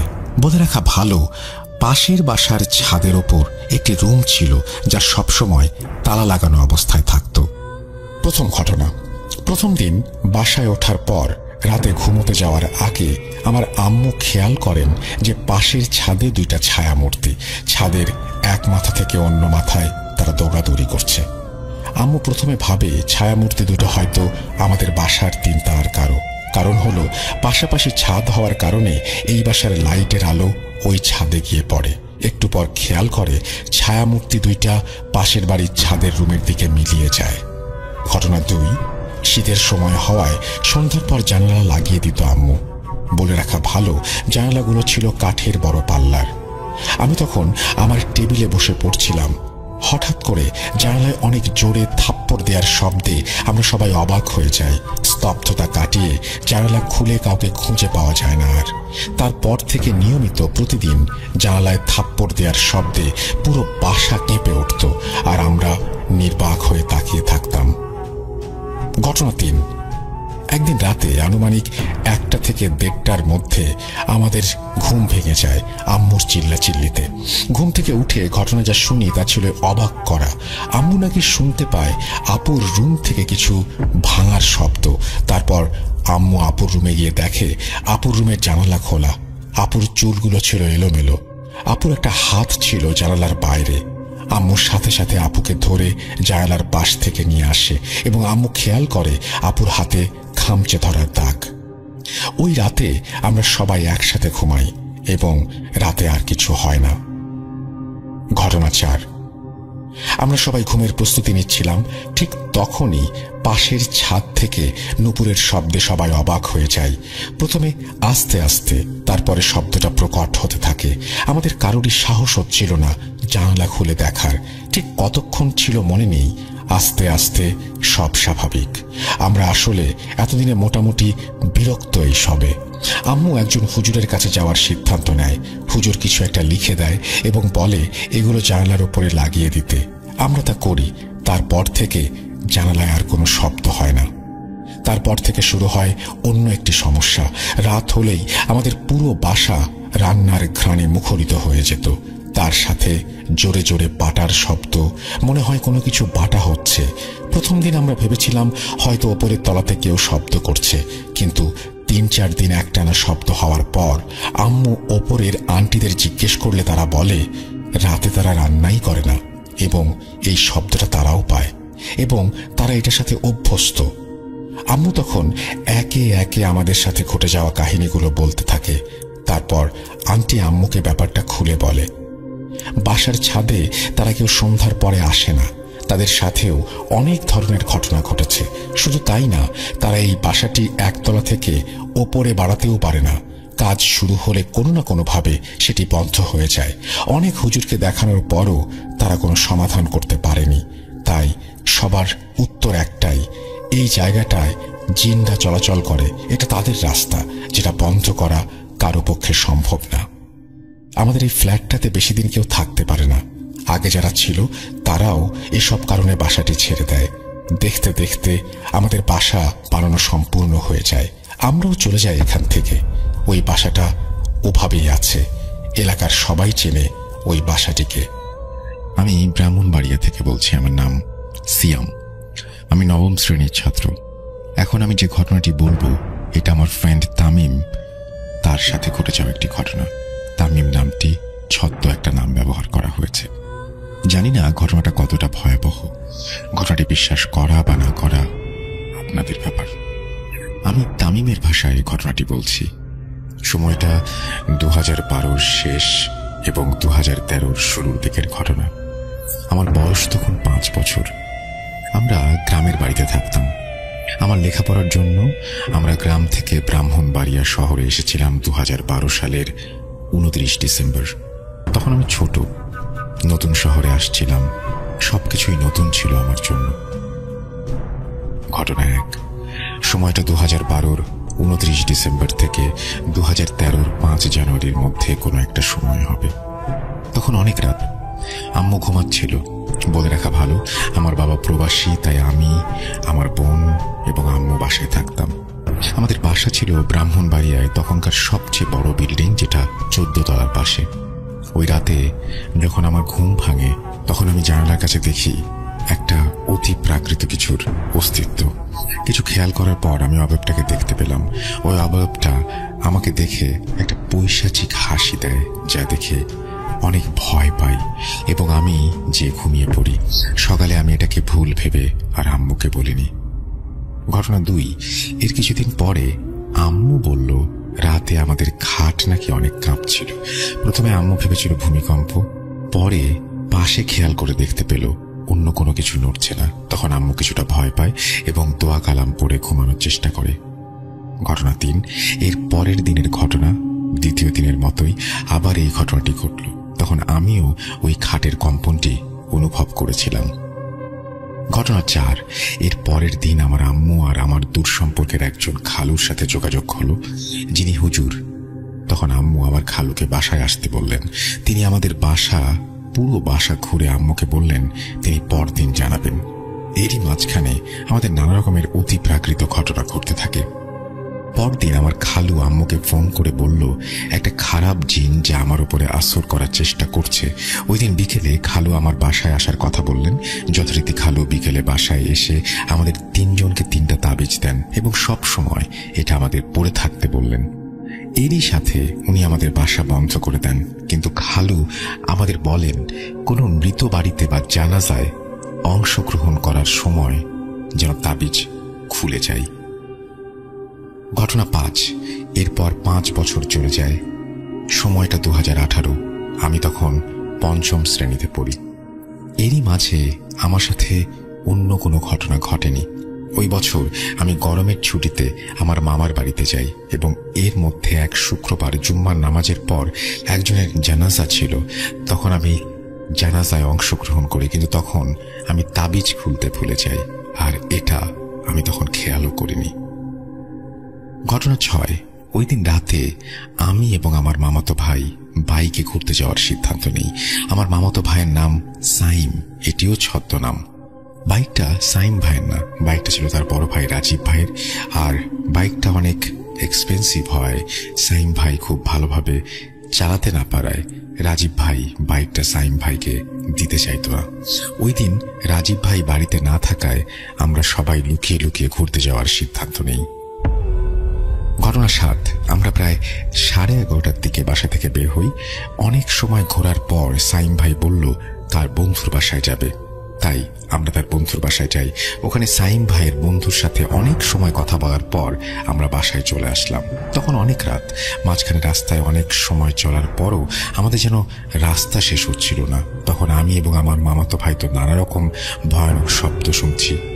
তখন আমার মামাতো ভাই আয়াতুল কুরসি পড়তে শুরু করলো এবং ওই মায়াজাল থেকে বেরিয়ে আসলো এবং তাড়াতাড়ি সামনের এলাকার মসজিদে আমরা দুজনই ঢুকে পড়ি। আমরা মসজিদের ভেতর থেকে বাইরে নানা ধরনের আওয়াজ পাই, মনে হয় কেউ আমাদের ডাকছে এমন। তখন আমরা একটি কথা বারবার শুনতে পারছিলাম। কথাটি ছিল এমন, বাইরে আয়। আর শুনতে পারলাম আমাদের নাকি ছাড়বে না। তখন ভয়ে মসজিদে উজু করে কুরআন পড়তে শুরু করলাম। এর একটু পরে আমরা দেখতে পেলাম ওই মসজিদের বড় হুজুর আসলেন এবং আমি হুজুরকে সবকিছু খুলে বললাম। তিনি তখন ওই তাবিজটা দেখাতে বললেন, কিন্তু আমার মনে পড়ে তখন আমি হুজুরকে তাবিজের কথা বলিনি। তো হুজুর জানলো কিভাবে? তখন আমি এই বিষয়টি খেয়ালও করিনি তেমন। তারপর হুজুর আমাকে তাবিজটি ফিরিয়ে দেয় এবং আমাকে তাবিজ পড়তে বলে। আবার হুজুর আমাদের বলল একটু পর ফজরের নামাজ পড়ে আমরা যেন বাসায় যাই। হুজুর আমাদের আরো বললেন আমার সাথে আর কিছু হবে না। এটা বলে হুজুর বাইরে চলে যান। ওই রাতে ফজরের নামাজের সময় আমার আরেক মামাতো ভাই নামাজ পড়তে আসে, যার নাম শরীফ। তিনি 5 ওয়াক্ত নামাজ পড়তেন। শরীফ ভাইকে দেখে আমরা তখন ঘটনাটি বলতে পারিনি। তখন আমি একটা জিনিস খেয়াল করলাম, ওই বড় হুজুর নামাজ পড়াতে আসেননি, নামাজ পড়াতে এসেছিল বড় হুজুরের ছাত্র। আর আমি শরীফ ভাইকে নিয়ে তখন বাড়িতে চলে যাই। পরদিন বিকেলে আমরা শরীফ ভাইকে সবকিছু খুলে বলি। তখন শরীফ ভাই বলে মসজিদের বড় হুজুর তো অসুস্থ, তিনি 1 সপ্তাহ থেকে হাসপাতালে, হুজুরের ছাত্র নামাজ পড়ান। এটা শুনে আমি এবং সাইম অনেক ভয় পেয়ে যাই। আমি তখন ওই বড় হুজুরের ছাত্রকে সম্পূর্ণ ঘটনা বলি। তিনি বলেন এরকম অনেক ঘটনা আমাদের সাথে ঘটে যা কখনো বুঝতে পারি না, যার কোনো বিশ্লেষণ থাকে না, হয়তো আমাদের কাছে থাকে না, হয়তো ওই সময় আমাদেরকে সাহায্য করেছিলেন তিনি, হয়তো তার রূপ ধরে ভালো কোনো জিন। এরপর আমার সাথে আর কোনো ঘটনা ঘটেনি এই বলে আমার বন্ধু তামিম তার ঘটনা শেষ করে। জানি না ঘটনাটি কতটা ভয়াবহ হয়েছে, কিন্তু তামিম বলে ঘটনাটি সম্পূর্ণ সত্যি। লেখায় ভুল ত্রুটি হলে ক্ষমা করবেন। ঘটনাটি আমি অনেক আগে শুনেছিলাম, কিন্তু এখানে একটা কিছু নতুন করে যুক্ত করিনি, বরং আমার অনেক কিছু বাদ দিয়ে ঘটনাটি আমি লিখেছি। আমার নিজস্ব নাম্বার না থাকায় আমি নাম্বার দিতে পারলাম না। সাল 1968, সময় বর্ষাকাল, চারিদিকে থই থই পানি। আমার বয়স তখন 8 বছর এবং ছোট ভাইয়ের বয়স মাত্র 2 বছর। রাত আনুমানিক 1টা বা 2টা হবে। সবাই গভীর ঘুমে মগ্ন। হঠাৎ মায়ের খুব বাইরে যাবার দরকার পড়ে, তাই ডেকে উঠান আমাকে। তখনকার সময়ে ল্যাম্প, হ্যারিকেন এগুলোই ছিল, তাই মা আমার হাতে একটি হ্যারিকেন দিয়ে দরজা থেকে সামান্য একটু সামনে দাঁড় করিয়ে রাখে। কম বেশি সবাই জেনে থাকবেন যে গ্রাম অঞ্চলের টয়লেট বাসা থেকে কিছুটা দূরে হয়, আর টয়লেটের সাথে ছিল বড় একটা খাল। মা টয়লেটে যাওয়ার সাথে সাথেই খুব হয়রান এবং ভীতস্ত চেহারা নিয়ে দৌড়ে এসে হুমড়ি খেয়ে পড়েন আমার উপরে। সাথে সাথে আমি জোর করে একটা চিৎকার দিই। চিৎকার শুনে আমার দাদু বাবাকে ডেকে নিয়ে আসে এবং আমার মাকে ঘরে নিয়ে যায় এবং তাড়াহুড়া করে দরজা বন্ধ করে দেয়। কোনো কিছু জিজ্ঞাসা করার আগেই দাদু হ্যারিকেনের আলোটা কমিয়ে দেন। খুব তাড়াহুড়া করে মাকে নিয়ে বিছানায় যেতে চাইলেও মায়ের দাঁড়ানোর কোনো ক্ষমতা ছিল না। ওই বয়সে আমার মাথায় এরকম চিন্তা আসেওনি। ঘুমিয়ে গিয়েছিলাম, ভেবেছিলাম হয়তো মায়ের কোমরে ব্যথা, কিন্তু সমস্যাটা হয়েছে পরবর্তী দিন সকালবেলা। মায়ের যেরকম পেট ব্যথা তেমনি বমি আর পেটের সমস্যা দেখে মনে হচ্ছিল মায়ের শরীরের একটা জায়গায় মাংস টেনে অন্য জায়গায় জমাট বাঁধে। তার আর্তনাদে বাড়ির সবাই এসে হাতে পায়ে তেল দিতে থাকে। তখন ডাক্তার কাছাকাছি না থাকাতে কোনো একভাবে আমার চাচা একজন ডাক্তার নিয়ে আসে, কিন্তু ডাক্তার এসে বলে মা নাকি আর বাঁচবে না। আশ্চর্য বিষয় হলেও এটি সত্য যে ভোর 5টা থেকে সকাল 11টার মধ্যে মাত্র 4 থেকে 5 ঘন্টার ব্যবধানে মা সম্পূর্ণভাবে বিছানায় পড়ে যান। তার খাওয়া দাওয়া, নড়াচড়া, এমনকি মুখের কথাটা পর্যন্ত বন্ধ হয়ে যায়। এবং দিনটি শুক্রবার হওয়াতে 12টায় আজানের ঠিক শেষ মুহূর্তে আমার মা এই দুনিয়ায় শেষ নিঃশ্বাস ত্যাগ করেন। ছোট ভাইটির বয়স 2 বছর হওয়াতে তেমন কিছু না বুঝলেও আর কখনো মা বলে ডাকতে না পারার কষ্টটা ছোট থেকেই তাকে পোহাতে হবে বেশ বুঝতে পারছিলাম।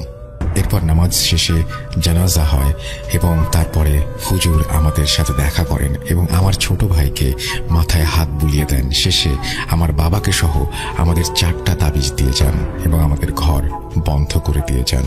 কিন্তু আমার মায়ের শেষ নিঃশ্বাসের বিনিময়ে থামেনি এই মৃত্যু। মা নাকি তার মুখ থেকে জবান বন্ধ হবার ঠিক আগ মুহূর্তে শুধু একটি কথাই বারবার বলে যায়, আর সেটি হলো 7 জন জিন, ওরা 7 জন, ওরা সবাইকে নিয়ে যাবে। আর বাবার থেকে হুজুর এই কথাটি শুনেই আমাদের তাবিজ দিয়েছিলেন। এরপরে বাবা এবং আমরা কেউ ঘর থেকে রাতে বের হতাম না।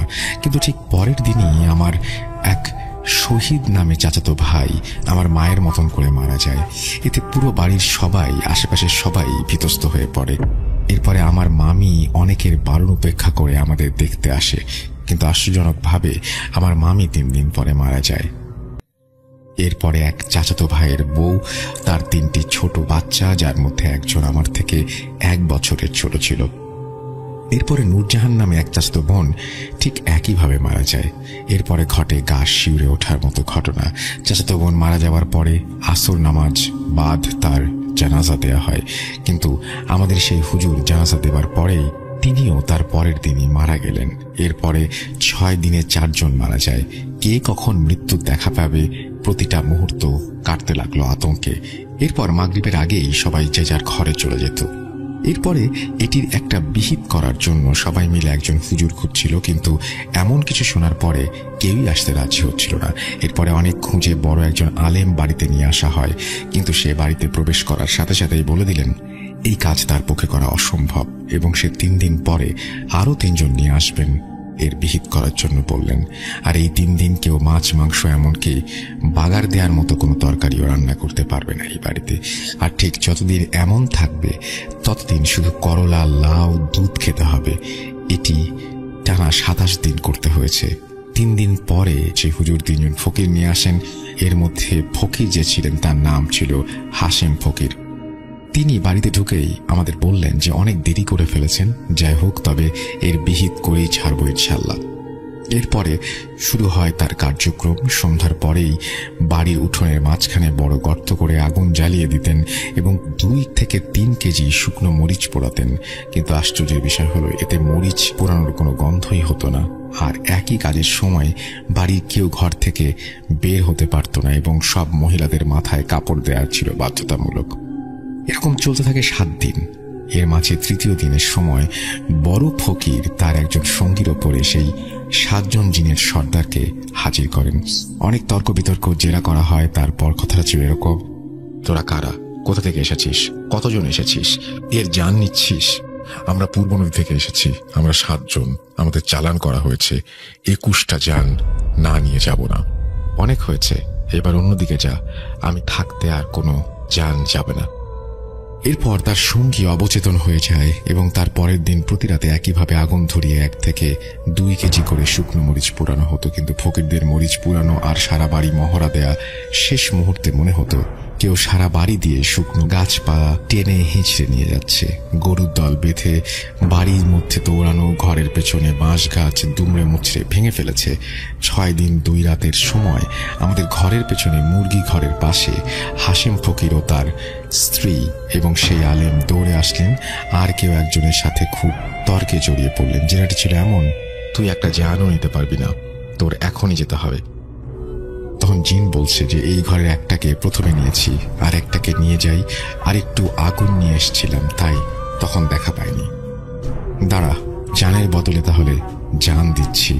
এই বলেই তিনি হাতে থাকা কলা গাছের ডাঁট দিয়ে মাটির ওপরে 7টি বাড়ি দিলেন আর তারপর পায়ের গোড়ালি দিয়ে মাটির ওপরে সজোরে 3টি আঘাত করলেন। অতঃপর মুরগি ঘরের ভেতরে মুরগিগুলো প্রচন্ড দাবাদাপি শুরু করলো।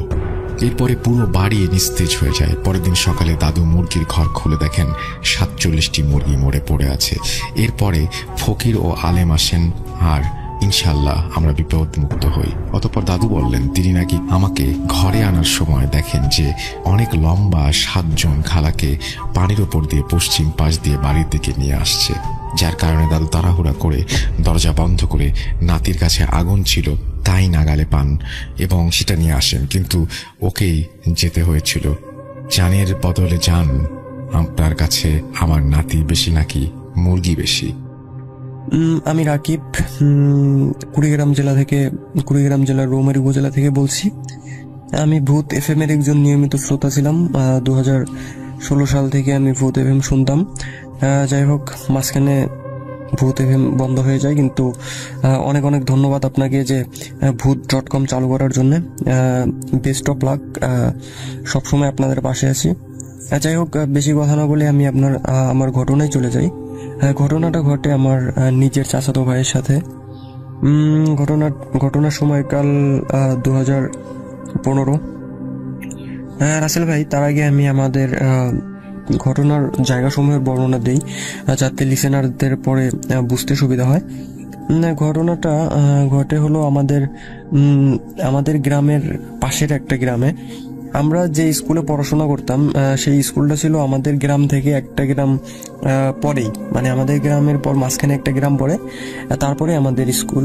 আমাদের স্কুলটা যেহেতু উপজেলার মধ্যে অনেক একটা নাম করা একটা স্কুল ছিল, সেই জন্য আমাদের সেখানে পড়তে যাওয়া। যাই হোক, সেই সময় আমি JHC পরীক্ষার্থী ছিলাম। আর আমার সাথে যে ভাইটা, মানে ভাইয়ের সাথে যে ঘটনাটা ঘটছে, সে ছিল SSC পরীক্ষার্থী। রাসেল ভাই, আমাদের ওই গ্রাম থেকে আমরা 4 জন ওই স্কুলে পড়াশোনা করতাম। তার মধ্যে 3 জন ছিল SSC পরীক্ষার্থী আর আমি একাই JHC পরীক্ষার্থী ছিলাম। যাই হোক, ওই রাস্তায় আমাদের গ্রামের পাশ দিয়ে একটা নদী চলে গেছে। ওই নদীটা পার হয়ে আমাদের স্কুলে যেতে হতো। ওই নদীটার উপরে একটা পুল ছিল, পুল মানে ব্রিজ, বাঁশের ওটাকে গ্রামের ভাষায় বলে পুল। যাই হোক, ওই পুল পাড়ি দিয়েই পুলের পাশে একটা পরিত্যক্ত একটা ভিটা ছিল। ভিটা কোনো কবরস্থান বা কিচ্ছু না, সিম্পল একটা ভিটার মধ্যে অনেক রকমের গাছ, অনেক পুরনো গাছ। গ্রাম অঞ্চলে এরকম অনেক ভিটাই পাবেন আপনি। সেই ভিটাটার নাম ছিল আপনার তোতার ভিটা, কারণ ওই ভিটাটার মালিক ছিলেন তোতা মিয়া নামে একটা লোক। সে অনেক আগেই মারা যায়, 1900 সালের দিকে সে মারা যায়। সেই থেকেই সেই ভিটাটার নাম তোতার ভিটা। সেই ভিটায় অনেক পুরনো গাছ আছে, সেই ভিটায় অনেক ঘটনা রয়েছে। যাই হোক রাসেল ভাই, ওই ভিটাটা পার হওয়ার পর অনেকটুকু রাস্তা ফাঁকা, মানে আপনার আরেকটা গ্রামের সংযোগস্থল, যেহেতু অনেকটুকু রাস্তা ফাঁকা থাকে। তারপরে আমাদের ওই গ্রামের শেষের দিকে আমাদের স্কুল। যাই হোক রাসেল ভাই, যেহেতু আমরা পরীক্ষার্থী ছিলাম, আমাদের একসাথে JHC পরীক্ষাও ছিল, SSC পরীক্ষাও ছিল, তখন কি করতো রাসেল ভাই, আমাদের স্কুল থেকে প্রতিবারই কোচিংয়ের ব্যবস্থা করতো টিচাররা। কি হতো যে আমাদের 2 মাস অথবা 3 মাসের জন্য একটা কোর্স করতো স্যার। যেহেতু ওই সময় প্রাইভেটের ওই রকম প্রচলন ছিল না, সেজন্য কোচিংটা অনেক ইফেক্টফুল ছিল। রাসেল ভাই কোচিংটা ছিল আপনার সন্ধ্যা 7টা থেকে 10টা। যারা স্থানীয় ছিল সেইখানকার তারা তো সেখানে ভালোভাবেই কোচিং করতে পারতো, কিন্তু আমরা যেহেতু অনেক দূর থেকে ছিলাম, যেহেতু গ্রাম অঞ্চলের একটা এলাকা, সেটা অনেক টাফ রাত করে কোচিং করা। যাই হোক, যেহেতু আমরা 4 জন ছিলাম, 4 জনের বাবা মার সাথে কথা বলে আমরা সিদ্ধান্ত নিলাম যে আমরা 4 জনেই একসাথে কোচিং করব। যাই হোক, যে কথা সেই কাজ, আমরা কোচিংয়ে ভর্তি হলাম। আমাদের কি করতাম, আমাদের যে সাইকেল ছিল, সাইকেলে মোবাইলের ব্যাটারি দ্বারা আপনার সামনে একটা বাল্ব লাগিয়ে করতাম, ওই যে বাতি জ্বালিয়ে স্কুলে যেতাম 4 জনে সাইকেল চালিয়ে, রাত্রে একসাথে আসতাম। যাই হোক, এভাবেই আপনার 15-20 দিন যাওয়ার পর কি হয় যে আমাদের ওইখানে একটা বন্যা হয়। আমাদের গ্রামে বন্যা হওয়ার কারণে আমাদের নদী ভরে যায়। নদী ভরে যাওয়ার কারণে আমাদের ওই যে পুল সেটা ভেঙে যাওয়ার কারণে একটা ভয়াবহ একটা অবস্থা সৃষ্টি হয়। কারণ সেখানে ভেলা দ্বারা মানুষ পারাপার হতো। যেহেতু আমরা রাত করে কোচিং করতাম, ভেলা দ্বারা পার হওয়াটা অনেক ঝুঁকির ছিল আমাদের। সেখানে মাঝে মাঝে ভেলা পাওয়া যাইতো না, মানে ওই ফেরি ভেলা মানে হইলো ভুরা, আমরা ভুরা দিয়ে বার হতাম। তখন তো সাইকেলও আনা যাইতো না।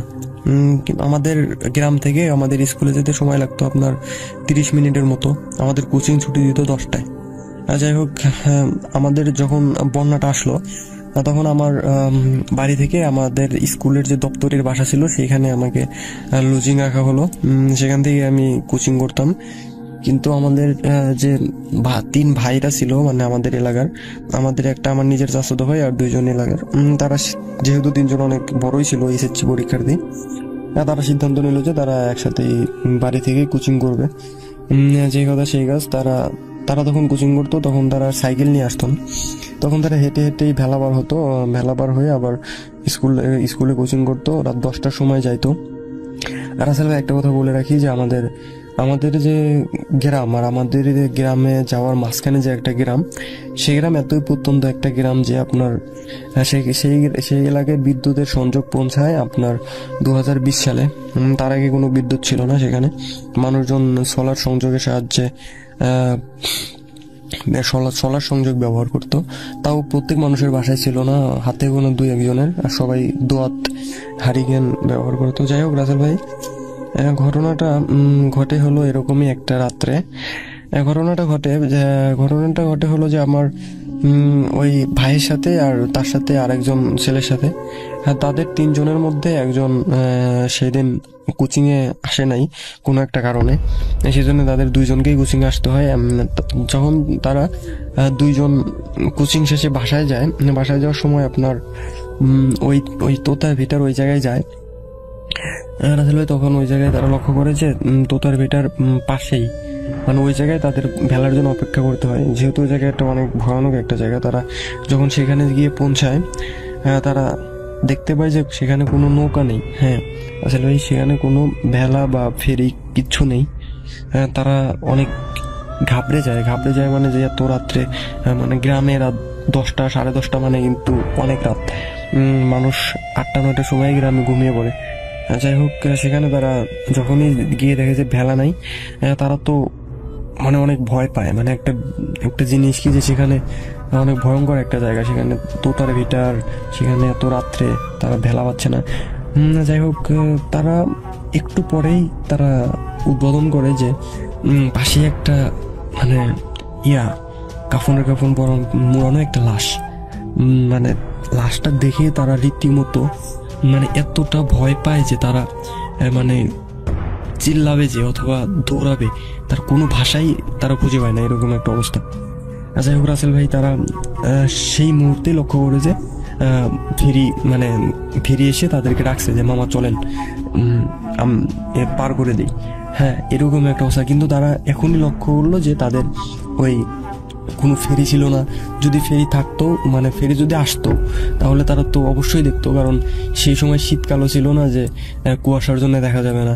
তারা লাইট মারলেই দূর থেকেই বোঝা যেত যে কেউ আসছে নাকি, পানির শব্দ পাইতো। কিন্তু রাসেল ভাই, একটা কথা হলো যে মানে ফেরিটা যে এসে ঘাটের মধ্যে চাপছে, তাদের কোনো শব্দই পায় নাই, হুট করে ডাকতেছে মামা। যাই হোক, তারা ওই সময় মানে প্রাণ প্রাণ ফিরে পাওয়ার মতো একটা অবস্থা। তারা সেটা ভাবতেও পারে না যে ওই ফেরিটা আসলো, কোনো শব্দ হলো না, এই টাইপের। যাই হোক, তারা যখন ওই লাশটার পাশে দাঁড়িয়েছিল তখনই একটা মানুষ আসা মানেই যে আপনি বুঝতে পারছেন ওই সময় মানে একটা মানে মরুভূমিতে ইয়া পাওয়ার মতো, হিরে পাওয়ার মতো। যাই হোক, যখনই তারা এটা বলে যে আচ্ছা মামা চলেন তাহলে, তারপরে সরি রাসেল ভাই, তার আগে বলে যে এই যে মামা দেখেন এই যে কফিনের মোড়ানো এই যে লাশটা, এই কাপড়ে মোড়ানো এই লাশটা, এটা কে জায়গায় রেখে গেছে, কে বা মারা গেছে কিছুই তো শুনলাম না। আমরা ইয়াতে আসলাম, ইয়া থেকে 7টার সময় আমরা কোচিংয়ে আসলাম। পরে বলে যে না মামা, এটা একটা অনেক দূরের একটা লোক মারা গেছে, আমি ফেরি দিয়ে তাকে পৌঁছানোর জন্য আসছি, যেহেতু আপনারা আসছেন আপনাদেরও নামিয়ে দেই, তারপরে আমরা এই ফেরি লাশ নিয়ে আমি তার বাসায় পৌঁছে দেবো। যাই হোক রাসেল ভাই, তারা প্রথমে রাজি হয় না, বলে যে আমাদের আগে নামিয়ে দেন, তারপরে আপনি লাশটা নিয়ে যান। অনেক জোর জবরদস্তি করার পর রাসেল ভাই তারা লাশটার সাথে যেতে রাজি হয়, যেহেতু কোনো উপায় নেই। রাসেল ভাই একটা কথা বলে রাখি যে যখনই লাশটা নিয়ে তারা মাছ নদীতে যায়, মানে মাছ নদীতে যাওয়ার পর তারা লক্ষ্য করে যে আপনার ওই মাঝিটা তাদের সাথে কোনো কথা বলছে না। একটা বিষয় লক্ষ্য করবেন রাসেল ভাই, মানে একটা বিষয় বলে রাখি যে গ্রাম অঞ্চলের যে ফেরিওয়ালা অথবা কোনো ভুরাওয়ালা এত রাত্রে আপনার যাওয়ার সময় দেখবেন যে অনেক রকমের গল্প করে, অনেক রকমের কথা বলে, কারণ ওই সময় একটা ভয়ের একটা মুহূর্ত সবার জন্যই। যাই হোক, সে মাঝিটা সব চুপ, একবারে চুপ, মানে পুরা রাস্তায় একদমই চুপ করে ইয়া করে যাইতেছে। তখনই একটা সময় লক্ষ্য করে যে ওই মাঝিটা ওই লাশটার অনেক কাছাকাছি চলে আসে, কিন্তু সে বইটা বাইতেছিল না, কিন্তু নৌকা চলতেছিল, মানে ফেরিটা। এসে মানে তাদের এরকম কোনো খেয়ালই ছিল না। এক সময় তারা লক্ষ্য করে যে মাঝিটা ওই কাপড়ের যে মাথাটা আছে, মানে মাথা যে পাশে বাঁধা, ওইটা খুলতেছে। খোলার পর আপনার তারা হয়তো প্রথমে ভাবছিল যে চেক করতেছে যে লাশটা ঠিক আছে নাকি, বা কত সময় মুখ দেখে না মানুষ মাথা খুলে, তারা প্রথমে সেটা ভাবে, তারা সেদিকে খেয়াল করে না। তাদের মধ্যে এমনি একটা ভয় কাজ করতেছিল ওই কফিনের তখন পাশেই। যাই হোক রাসেল ভাই একটা সময় লক্ষ্য করে যে ওই মাছিটা ওই লাশটা খাচ্ছে, মানে আপনি লক্ষ্য করেন যে তারা একটা সময় লক্ষ্য করলো যে মাঝিটা লাশটা খাচ্ছে। তারা প্রথমে ওরকম বুঝতে পারে নাই যে কি করতেছে, তারপরে একটা সময় দেখে যে মাঝিটা লাশটা খাচ্ছে, এবং উনি মনে করেন যে তারা এটা মানে প্রথমে তো আবছা অন্ধকারে সেটা লক্ষ্য করে, তার দিকে লাইট মারে না। যখন এটা আন্দাজ করার পর তারা লাইট মারে মাঝিটার দিকে। আপনার লাইট মারার পর মনে করেন যে রাসেল ভাই যে জিনিস দেখে এটা তো কখনোই তাদের কল্পনারও বাইরে ছিল।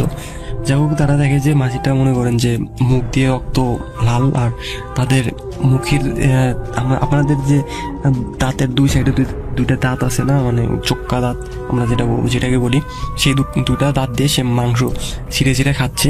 খাওয়ার পর মনে করেন যে তার চোখের মনিটা স্বাভাবিকভাবেই ছিল না, তার কোনো চোখই ছিল না, চোখটা অন্ধকার ছিল তাদের লাইটের আলোতে, যেটা ব্যাখ্যা। তারপরে মনে করেন যে এটা দেখার পর তারা সেখান থেকেই লাফ দেয়। লাফ দিয়ে মানে জীবন মরণ বাঁচার জন্য তারা কেমনে যে সেখান থেকে বেঁচে একটা ঘাটের মধ্যে যেয়ে পৌঁছায়। যাই হোক রাসেল ভাই, কোনো একটা পারে যে হয়তো বা তারা অজ্ঞান হয়ে পড়ে থাকার পর একটা সকালে আমাদের পাশের এলাকার একটা মাঝি তাদেরকে উদ্ধার করে মানে তাদেরকে দেখতে পায়, এবং দেখতে পাওয়ার পর চিনে যায়, মানে কোন মাঝি দেখতে পায় যে ওই মাঝিটাই, মানে সেটা আপনি বলতে পারেন যে তারা রাত্রে যে মাঝিটার নৌকায় ছিল সেই মাঝিটার রূপেই হয়তোবা ওই দুষ্টু জিন বা যেটাই বলি পিচাস সেটা এসেছিল। ওই মাঝিটা তাদেরকে অবশ্যই চেনে, কারণ প্রতিনিয়তই তারা তার মানে ফেরিতেই বার হয়। যাই হোক রাসেল ভাই, তারপরে তারা তাকে নিয়ে তাদের বাসায় পৌঁছে দেওয়ার পর কি হয় রাসেল ভাই, তারা একদিন পর তাদের জ্ঞান ফেরে। তাদের জ্ঞান, সবাই ভাবছিল যে তারা হয়তো বা মারা গেছে। রাসেল ভাই অনেক শোক কান্না শুরু হয়ে যায়। আমিও তখন এই ঘটনাটা শুনে আমিও তখন বাসায় যাই তাদের দেখতে। যাই হোক রাসেল ভাই, ওই চাচাতো ভাই 2 দিন পর জ্ঞান ফেরে। জ্ঞান ফেরার পর সে প্রায় 1 সপ্তাহ কথা বলতে পারে না, জাস্ট তাকিয়েই থাকে, এরকম একটা অবস্থায় এত শখ খায়। যাই হোক, এক সময় যখন তারা পুরোপুরি জ্ঞান ফেরে, সুস্থ হয়, সুস্থ হওয়ার পর তাদের কাছ থেকে ঘটনাটা শোনা হয়। ঘটনাটা তারা বলে, ঘটনাটা বলার পর তারা ওই মাঝিকে ডাকে, তাদের বাসার লোক। ঘটনাটা তারা বিশ্বাস করে, কারণ ওই যে ভিটাটার কথা বললাম রাসেল ভাই, ওই ভিটাটায় অনেকেই এর আগে অনেক কিছুই দেখছে, অনেক ঘটনা আছে ওই ভিটাকে ঘিরে। আপনি ওই ভিটাটা আপনার 200-300 বছর আগের ভিটা। আপনার বাপ দাদা, তারও দাদার থেকে ওই ভিটাটার অনেক ঘটনা রয়ে আসছে। ওই ভিটাটার যে গাছগুলো আছে সেটা কখনো কাটারও সাহস পায় না, বা সেই ভিটায় যে কেউ বসবাস করবে এইটাই, কারণ ওই ভিটার মালিক এখনো বেঁচে নাই। ওই ভিটা দখল নেওয়ারও কখনো চিন্তা আসে না। যাই হোক রাসেল ভাই, তখন আমার ওই চাচাতো ভাইয়ের যে আত্মীয় স্বজনরা ওই মাঝিকে ডাকে। একদিন ডাকার পর বলে যে তুমি যে ওই উদ্ধার করার পর ওই রাত্রে যে ঘটনাটা যে শোনে যে ওই মাঝি ছিল, পরে বলে যে না, আমি তো সেই দিন আমার বোনের বাড়ি গেছিলাম, মানে ওই মাঝিটা নাকি ফেরি সেল রেখে ওর বোনের বাড়ি গেছিল। বোনের বাড়ি যাওয়ার আগে ওর যে ছোট ভাই, ওই ছোট ভাইরে ফেরির দায়িত্ব দিয়ে গেছিল। ফেরির দায়িত্ব দিয়ে যাওয়ার পর আপনার মনে করেন যে ওই ছোট ভাই তো 10টার আগেই বাসায় চলে যায়, কিন্তু স্বাভাবিকভাবে মাঝে 10টার পর পর্যন্তও থাকতো, কিন্তু সেদিন তারা 10টার আগেই বাসায় চলে যায় ফেরি। তারপরে মনে করেন যে এই ঘটনাটা ঘটে ওনাদের সাথে। রাসেল ভাই, তারপরে তাকে হুজুর দেখানো হয়, হুজুর দেখিয়ে পানি পড়া, ওর যত রকমের চিকিৎসা আছে সব করানো হয়, তারপরেও তাদের ভয় কাটে না, ধরা যায়। তারপরে মনে করেন যে হুজুরের বৈশিষ্ট্য মতে যে ওই ভিটার মধ্যে কিছু দুষ্টু জিন থাকতো, দুষ্টু জিনগুলো ওদের উপর নজর রাখছিল। তাদের কোনোই দোষ ছিল না, তাদের ইচ্ছা ছিল যে তাদের ভয় দেখাবে, অনেক মারাত্মক একটা ভয়। যেহেতু তারা সবসময় 3 জন থাকতো, 3 জন থাকার কারণে সেই সুযোগটা সে পাইতো না। সেদিন সুযোগটা পায়, কারণ সেদিন ওই মাঝিটাও ছিল না, তারপরে তাদের মধ্যে মাত্র 2 জন ছিল, যার কারণে অনেক বড় একটা সুযোগ পায়। সুযোগ পাওয়ার পরে আপনার মনে করেন যে তাদেরকে এইভাবে অনেক মারাত্মকভাবে ভয় দেখায়। যাই হোক রাসেল ভাই, এটাই ছিল ঘটনাটা আমি আমাদের এলাকায় একটা প্রচলিত একটা ঘটনাটা সবাই জানে, যেহেতু একটা আলোড়ন সৃষ্টি হয়েছিল। তারপরে আমি ভাইয়ের কাছ থেকে অনেক ভালোভাবেই শুনছি। তারপরে তারা কোচিং তো আর করে না। আমি তো লুজিংবাড়ি থেকে কোচিং শেষ করে পরীক্ষা দিয়ে তারপরে ইয়াতে গেছি। যাই হোক, ওই ভাইটা এখন বাংলাদেশ সেনাবাহিনীতে চাকরিতে নিযুক্ত আছে, আমি পরিচয় দিচ্ছি না কারো। যাই হোক, আশা করি আপনার ঘটনাটা ভালো লাগবে। আর ঘটনাটার সত্যতা আমি বলতে পারি 100%, কারণ ঘটনাটা অনেক ভালোই, সারা আমাদের গ্রামে সবাই প্রায় জানে। আমি এখন যেহেতু আমি আমাদের গ্রামে নেই, বর্তমানে আমি রংপুরে অধ্যয়নরত আছি, রংপুর। সেজন্য আমিও আমাদের ওই তোতার ভিটার ছবিটা আপনাকে পাঠাতে পারছি না, কিন্তু আমাদের এলাকার ওই জায়গাটা, ওই নদী আর ওই তোতার ভিটার ছবি আমি অবশ্যই আপনাকে পোস্ট করবো সময় করে আপনার ইমেইলে। এই ছিল রাসেল ভাই ঘটনা। আশা করি আপনার ভালো লাগবে, আর ভালো লাগলে অবশ্যই সবাইকে শোনাবেন। আমার বয়স তখন 22 বছর। আমি বর্তমানে গ্র্যাজুয়েশন করছি, ফার্স্ট ইয়ারে পড়ছি রাজশাহী সরকারি কামরুজ্জামান ডিগ্রি কলেজ। সেই 2013 থেকে আপনার অনেক বড় ফ্যান আমি। যেখানে ভূতের ভয় সেখানে ভূত এফএম শুরু হয় বলে আমি মনে করতাম। আর যখন ভূত এফএমের কথা উঠত, তখন ভেসে আসা সেই রাত 11:59 বলা মানুষটাই আপনি রাসেল ভাই। এখন অনেক মিস করি আপনাকে, মিস করি সেই সময়টাকে।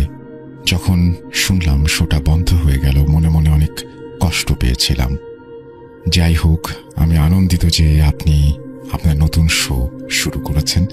আবার সেই চেনা মানুষটার গলায় ভূত.com শোনার মজাই আলাদা। হোক না নতুন শো, কিন্তু মানুষটা তো সেই আছে, আমাদের সবার প্রিয় রাসেল ভাই। আমি জিজ্ঞাসা করব না আপনি কেমন আছেন, কারণ আমি জানি আপনি সবসময় ভালোর দলেই আছেন। তো আমার এতদিনের সেই স্বপ্ন ভূত এফএম থেকে শুরু করে আজ ভূত.com একটা ঘটনা পাঠাবার, সত্যি বলতে আমার ঘটনা শুনতে অনেক ভালো লাগে। যদি ঘটনা পাঠাই, সবাই কি বলবে না বলবে, ঘটনা সিলেক্ট হবে কি হবে না, আমি লেখালেখি করি না বলে এতদিন ঘটনা পাঠানো হয়নি। তবে আজ একটা ঘটনা কালেক্ট করে নিয়ে এসেছি। ঘটনাটি সত্যি 100%, সেই বিষয়ে কোনো সন্দেহ নেই। আমার নাম মোহাম্মদ ইমন চৌধুরী বনি। ঠিকানা রাজশাহী জেলার হেতেমখা এলাকায় আমি বাস করি। ঘটনাটি আমার না, আমার বন্ধুর মায়ের সাথে ঘটে যাওয়া একটা ঘটনা, তাই আমি আমার মায়ের মতো করে বলার চেষ্টা করছি। যদি ভুলভ্রান্তি হয়ে থাকে ক্ষমা সুন্দর দৃষ্টিতে দেখবেন। লেখালেখির কোনো অভিজ্ঞতা নাই, অগোছালো লেখা, একটু পরেই বুঝতে পারবেন। ঘটনাটি রাজশাহী ছেড়ে চাঁপাইনবাবগঞ্জ জেলার কোনো এক গ্রামের ঘটনা। সঙ্গত কারণে গ্রামের নামটা বলছি না। সময়টা 1985। আমার আম্মুর বয়স তখন 14-15 হবে। বলে রাখা ভালো, আমার আম্মু আম কুড়াতে অনেক পছন্দ করত। আমার আম্মুর অতি পরিচিত বান্ধবী ছিল বলতে গেলে। আমার আম্মুর সব জায়গায় ওঠা বসা থেকে শুরু করে সেই আর কি, মানে এক কথায় ছোটবেলার বান্ধবী। তার নাম ছিল লাইলি।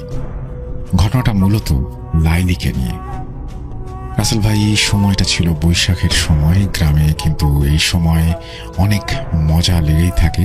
ঝড়ের সময় ছোট ছেলেমেয়েরা অনেক শখ করে আম কুড়ায়। আমি সরাসরি ঘটনার দিকে চলে যাই, যেহেতু বলেছিলাম লাইলি আম্মুর সঙ্গী ছিলেন। আম্মুর মতোই আম কুড়াতে অনেক পারদর্শী ছিলেন। উনি সবার আগে আম কুড়াতে যেতেন। এই ব্যাপারে আম্মু মানতে পারত না বটে, কিন্তু এটা নিয়ে তাদের মধ্যে দ্বন্দ্ব লেগেই থাকতো, হিংসাহিংসি তো ছিলই। বলে রাখা ভালো যে আম বাগানে আম্মু আর আম্মুর লাইলি, সেই বান্ধবী, আম কুড়াতে যেত। আগে থেকে অনেক লোকমুখে শোনা যেত যে সেই আম বাগানে রাতে জিনেরা দল বেঁধে চলাচল করে, আর অনেক নাকি সেখানে গুম হবার ঘটনা রয়েছে। অনেকেই গুম হয়ে যেত, তারপরে হদিস মিলত না।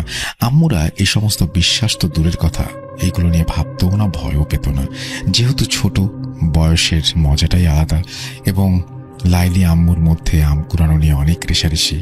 এক রাতের ঘটনা, আগের রাতে অনেক ঝড় বৃষ্টি হয়েছিল, তো পরের দিন আম্মু আর তার বান্ধবী ফজর হবার একটু আগে আম বাগানের দিকে চলে গিয়েছিলেন। তারপর এক পর্যায়ে অবাক হয়ে যায়, তারা দেখে যে লাইলি সেই বাগানে আম কুড়াচ্ছে।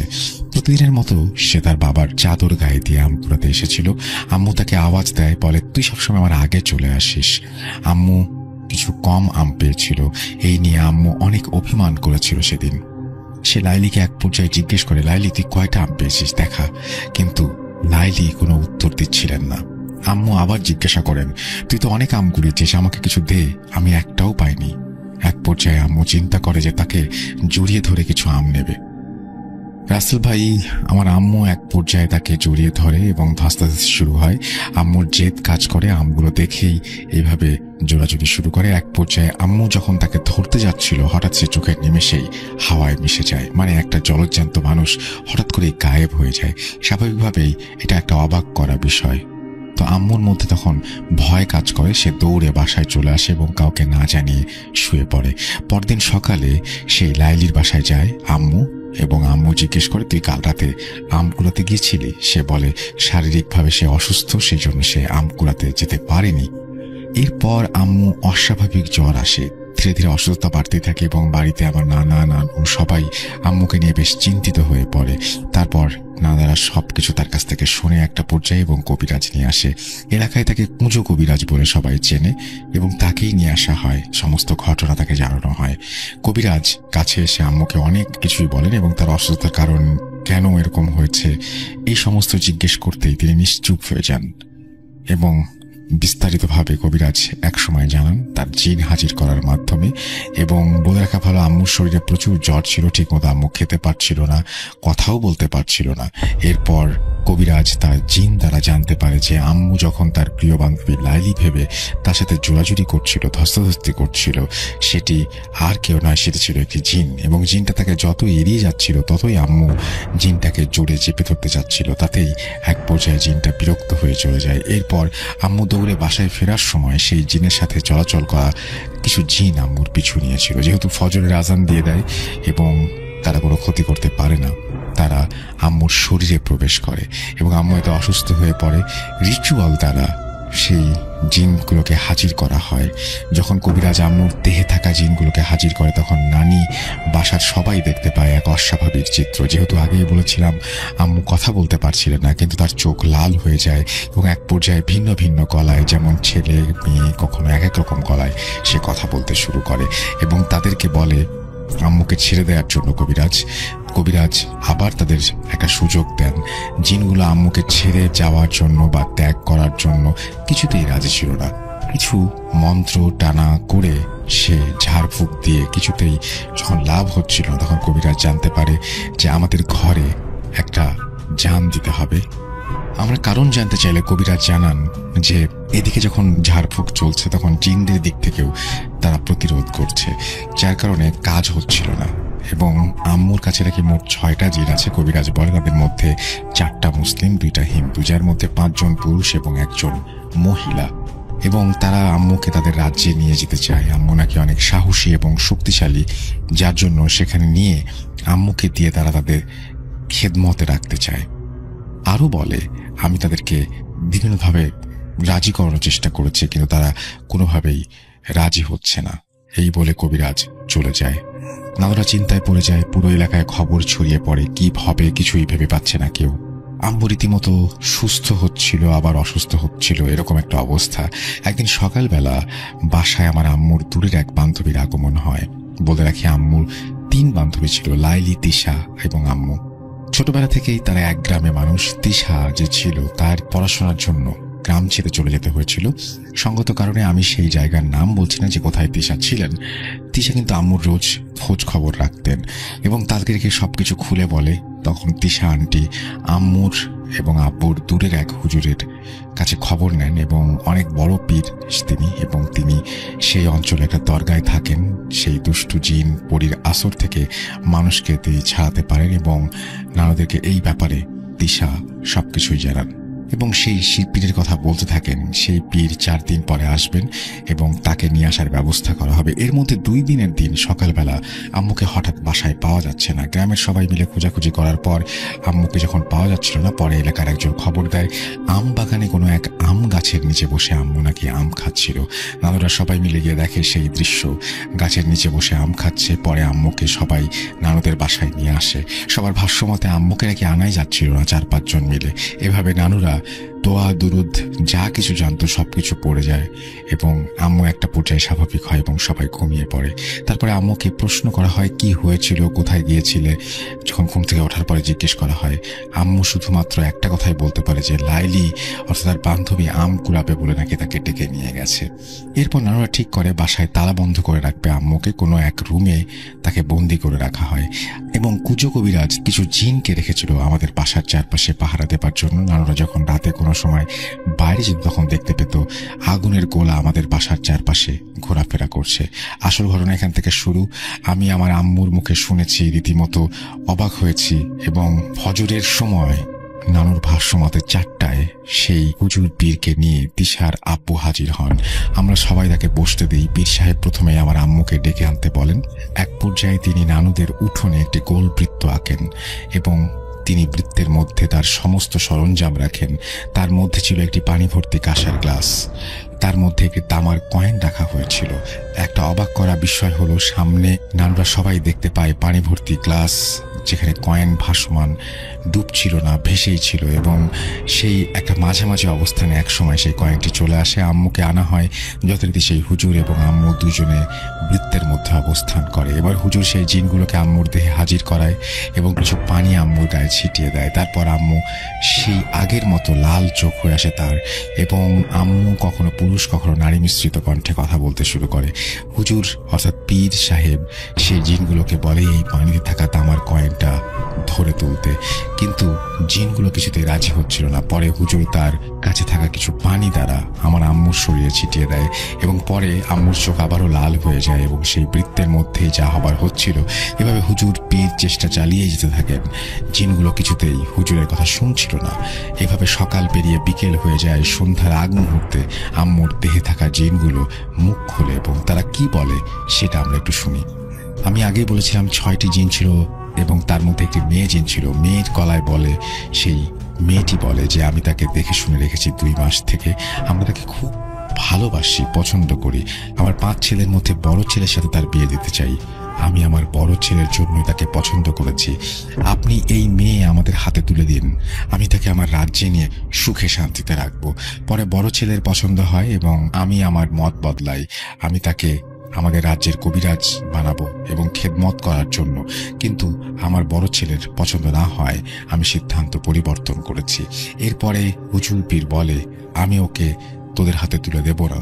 একটা কুমারী মেয়ে, বিয়ের বয়স হয়েছে এবং বাবা মা তাকে নিয়ে কত স্বপ্ন দেখছে, এই অবস্থায় একটি মেয়েকে তুই যেতে পারবি না। হুজুরকে তারা বোঝানোর চেষ্টা করে, হুজুরও বুঝায়। মেয়ে জিনটা একটা পর্যায়ে বলে, ঠিক আছে, যেহেতু আমার কোনো মেয়ে নেই, 4টাই ছেলে, তাই মায়ের দিকে তাকিয়ে আমি এই মেয়েকে ছেড়ে দিচ্ছি। তবে যেহেতু ওর ওপরে আমার অনেক মায়া জন্মে গেছে, আমি তার কাছে আসবো না, কিন্তু দূর থেকে আমি তার খেয়াল রাখবো নিজের মেয়ের মতো করে।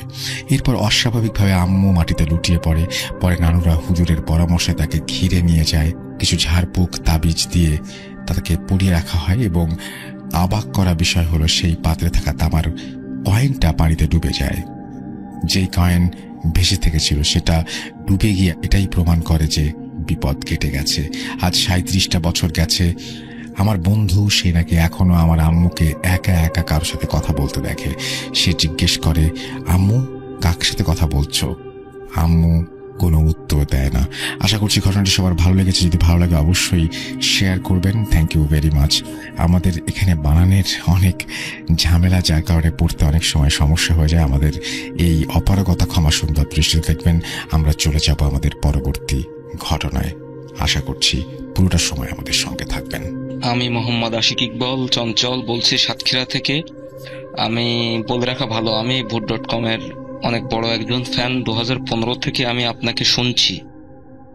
ঘটনা পাঠাতে চাই, কিন্তু পাঠানোর মতো ঘটনা ছিল না বলে আমি এতদিন কোনো ঘটনা পাঠাতে পারিনি। আমি একজন ডিপ্লোমা স্টুডেন্ট। আমার পক্ষে স্টুডিওতে আসা সম্ভব না এবং লিখেও ঘটনা পাঠানো সম্ভব না, কারণ পড়াশোনা নিয়ে বেশিরভাগ সময় ব্যস্ত থাকি। তাই অডিও ক্লিপের মাধ্যমে পাঠালাম। আমার ঘটনাটা ভালো লাগলে পড়ে শোনানোর অনুরোধ রইল। ঘটনাটা আমার বড় মামাকে নিয়ে। ঘটনাটা যে সময় ঘটে, সময়টা ছিল 1998 সালের বর্ষাকালের যে কোনো একটা সময়। ঘটনাটা আমি আমার মা, আমার নানা ও নানির কাছ থেকে শুনেছি। বলে রাখা ভালো, আমার আম্মু ছিল আমার নানা নানির প্রথম সন্তান। ঘটনাটা যেদিন ঘটে সেদিন রাতে আমার নানা নানি, আমার বড় মামা, আমার আম্মু, আমার ছোট মামা, এনারা সবাই রাত্রে ঘুমাচ্ছিলেন। আমার নানি আর আমার আম্মু ঘুমাচ্ছিলেন এক ঘরে, আর বড় মামা, ছোট মামা আর আমার নানা ঘুমাচ্ছিল আর এক ঘরে। হঠাৎ করে রাতের কিছুটা সময়, মানে মধ্যরাত হওয়ার পরে দেখা যায় যে আমার নানাই বুঝতে পারে যে নানার পাশে বড় মামা নেই।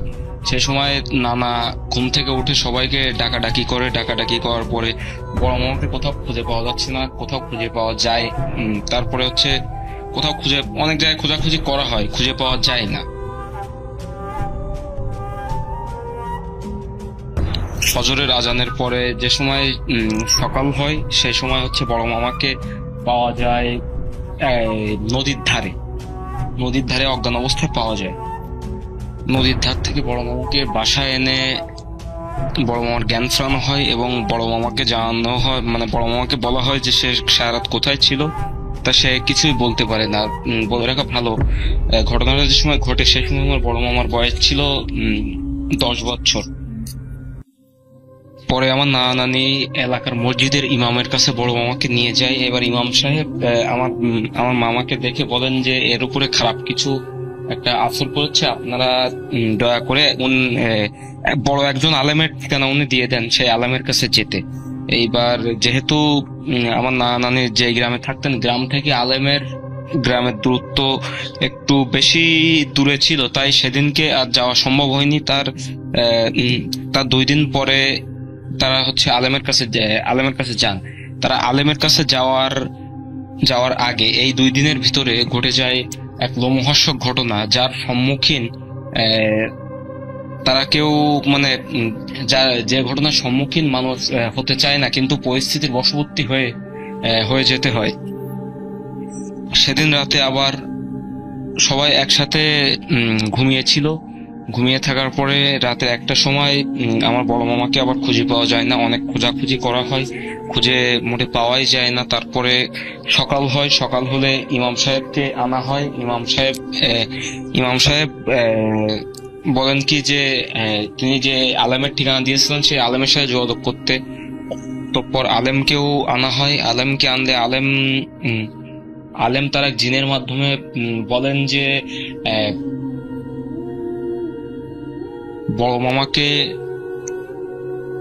পরীতে আসর করেছে। পরীরা 3 বোন, তার ভিতরে ছোট বোনের আমার বড় মামাকে খুবই পছন্দ হয়েছে, তাই তারা বড় মামাকে চায়।